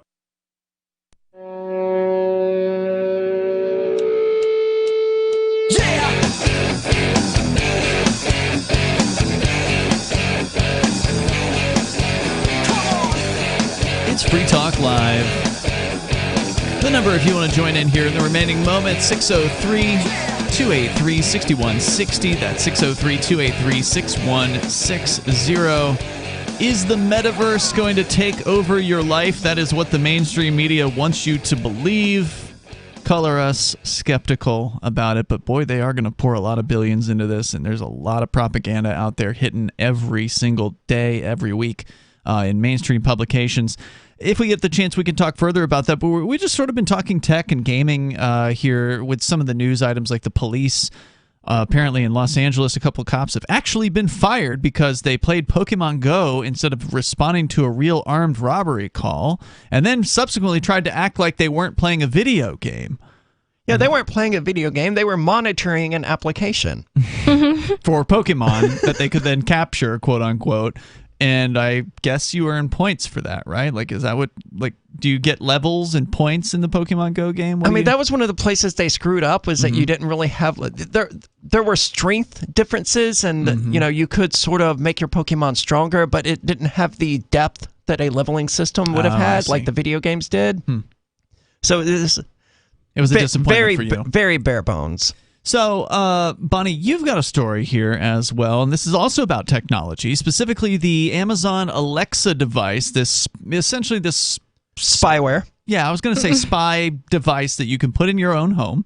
Volunteer spy device. Yeah, and then they listen to you, and ostensibly, they answer questions about whatever the hell you want to ask it. And so recently, somebody asked it for a challenge. Yes, this says Amazon's Alexa tells 10-year-old girl to touch a live plug with a penny. During the holidays, a little girl wanted to engage in some physical challenges.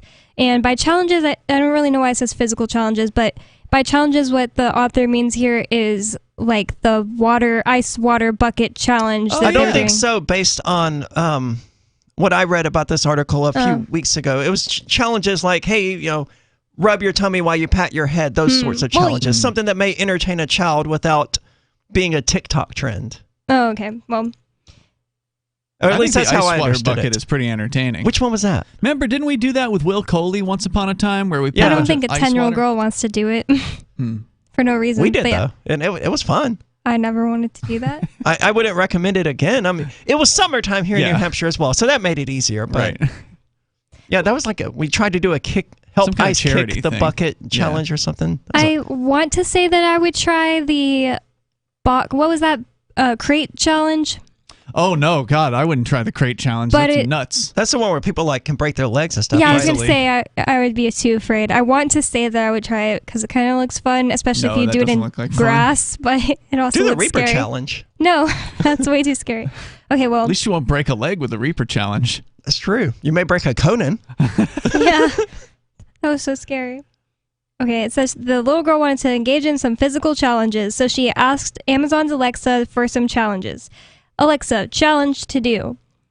Alexa indicated that it had found some challenges on the web. The voice assistant suggested, quote, plug in a phone charger about halfway into a wall outlet, then touch a penny to the exposed prongs. Kids, don't try this at home. Adults, don't try this at home. This is really bad advice. Never plug in anything halfway into an electrical outlet. And then touch the prongs with your fingers or anything else. Says that's terrifying. Evidently they do use that method in like jail and in the military and stuff like that to create a spark so they can light a cigarette or something like that. That's going to create more than a spark. Evidently, I wouldn't do it, but I've seen people do it and they did not get injured. But I would not recommend it. Yeah, no, I've seen video of this happening and it is a flash, like a explosion kind of. It's like using a taser to light your cigarette. You definitely don't want your kid to do it. Says evidently about a year ago there had been the penny challenge circulating on TikTok and some other social media sites, which is so messed up. Alexa's algorithms picked up this challenge and shared it with a 10-year-old girl to do in response to her request for a challenge to do. Luckily, the little girl was smart enough not to listen to Alexa. Thank goodness. Her mother was also there. Oh, wow. So, I mean, has Amazon commented on this? Have they said, how'd that get in there? It says, after being informed about this incident, Amazon told the BBC that it took swift and immediate action to update Alexa to prevent Alexa from suggesting such activity in the future. This is why you can't rely on Alexa and Google to take care of your kids? Yeah, and all of this other stuff, because they're dumb. Alexa has no ability to actually look through challenges and think, oh, this seems like it's probably a threat to human safety. I shouldn't recommend this. First, get a Tide Pod. Then, open your mouth and drop it in. I don't think that would even kill people, though, would it? It was just really uncomfortable. It made them very sick. I think it might have killed some It probably people. could kill maybe like a small 10-year-old girl. I don't know. That was a stupid challenge, man. Zoomers. The penny challenge thing is like something that dumb high school guys would do, right? Like that's the level of intelligence. I saw somebody take a bong hit of a Tide Pod, and that looked like the worst thing ever. They were just immediately like coughing so hard. How do you take a bong hit of a Tide Pod? You break it open and put it in a bong? Well, not a bong, but a dab rig. So they put some, of a little bit of the Tide Pod into the Wait, they glass vaped part. the Tide Pod? Like a dab rig, like you put it into the little black glass part with the stick. And they vaporized it? I don't know if that's And called inhaled vaporizing it. That's what, it's that's like what a a dab bong. rig is. A dab rig is a vaporizer. A dab rig takes a heated glass, I don't know what you call it, but something that you a little put glass bowl. Yeah, you put the weed or whatever, or the it's resin or something, right? Yeah, You heat it wax. up with the fire first with actual like torch, and then you stick it on with like a stick into this glass bowl. Yeah, that's what he did. Essentially, it boils it. But with a Tide Pod. Oh my god! And he was just like, it was like the second the smoke looked like it reached his mouth, he was coughing like so hard, like he was dying. That's good. That's Being horrifying. stupid should be painful. Wow. Is there anything else that you wanted to share from that, Bonnie? So eating Tide Pods wasn't enough for this person. It's like, I have to take this to a new level. Yeah. I want it in my lungs. I'm going to dab a Tide Pod. Yeah, that's pretty stupid. Well, about the penny touching challenge, the Alexa suggested, it says, Amazon also stated that customer trust is at the center of everything we do, and Alexa is designed to provide accurate, relevant, and helpful information to customers. Clearly. Yeah, that's what they say too. Yeah, it's the marketing cover. And I mean, this viral trend or whatever was more than a year old. You said that it was circulating on TikTok. And I can imagine... Oh, the penny thing? Yeah, it's been around for a while. I can imagine too many people actually did this. They just spread it. You know, how you can say, oh, microwave your phone for 20 seconds to dry it out. You know, you can skip the rice or whatever. I don't think anyone actually does it. They just share it in the hopes of getting some stupid person to do it. I think some people really do it. But... yeah, they just think it will work, not because not a challenge. Like when I went to buy a radar detector like a year and a half ago, some of the reviews were like, this doesn't detect the cops. Oh, you have to microwave it for 30 seconds to activate cop detector mode. What? I mean, because if people are stupid enough to think that a radar detector is going to detect every single cop, then maybe they are stupid enough to put it in the microwave to activate the super secret cop detector function. Yes, the radar detector will only detect the cops using their radar, not the ones who aren't. Yeah, and not all of them even have radar to use. Really? I don't think so. I don't know. I would think that'd be standard issue, but yeah, I don't know either. Maybe some departments only have a few radar units. I know New Hampshire state troopers recently upgraded to laser. At least one of them did. Yep. What? Yep. I thought I had never heard the sound before, and suddenly it started making this weird noise that I'd never heard, and I looked and it said laser, and sure enough, there's a state trooper right there. Yeah. Oh, no, that's terrible news. You sure you weren't in Massachusetts at I'm the 100% time? sure. I was right there at that roundabout near Swansea. I mean, damn. I was like 3 minutes from my house. Oh, because that used to be like one of the real perks for New Hampshire was that there was no laser. Well, it's only happened the one time. Still, though, that's not good. That means the Pandora's box is opened. At least one state trooper here has it. Yeah, if they can have one, then that means they can have a bunch of them. So, but if I understand it, isn't laser like...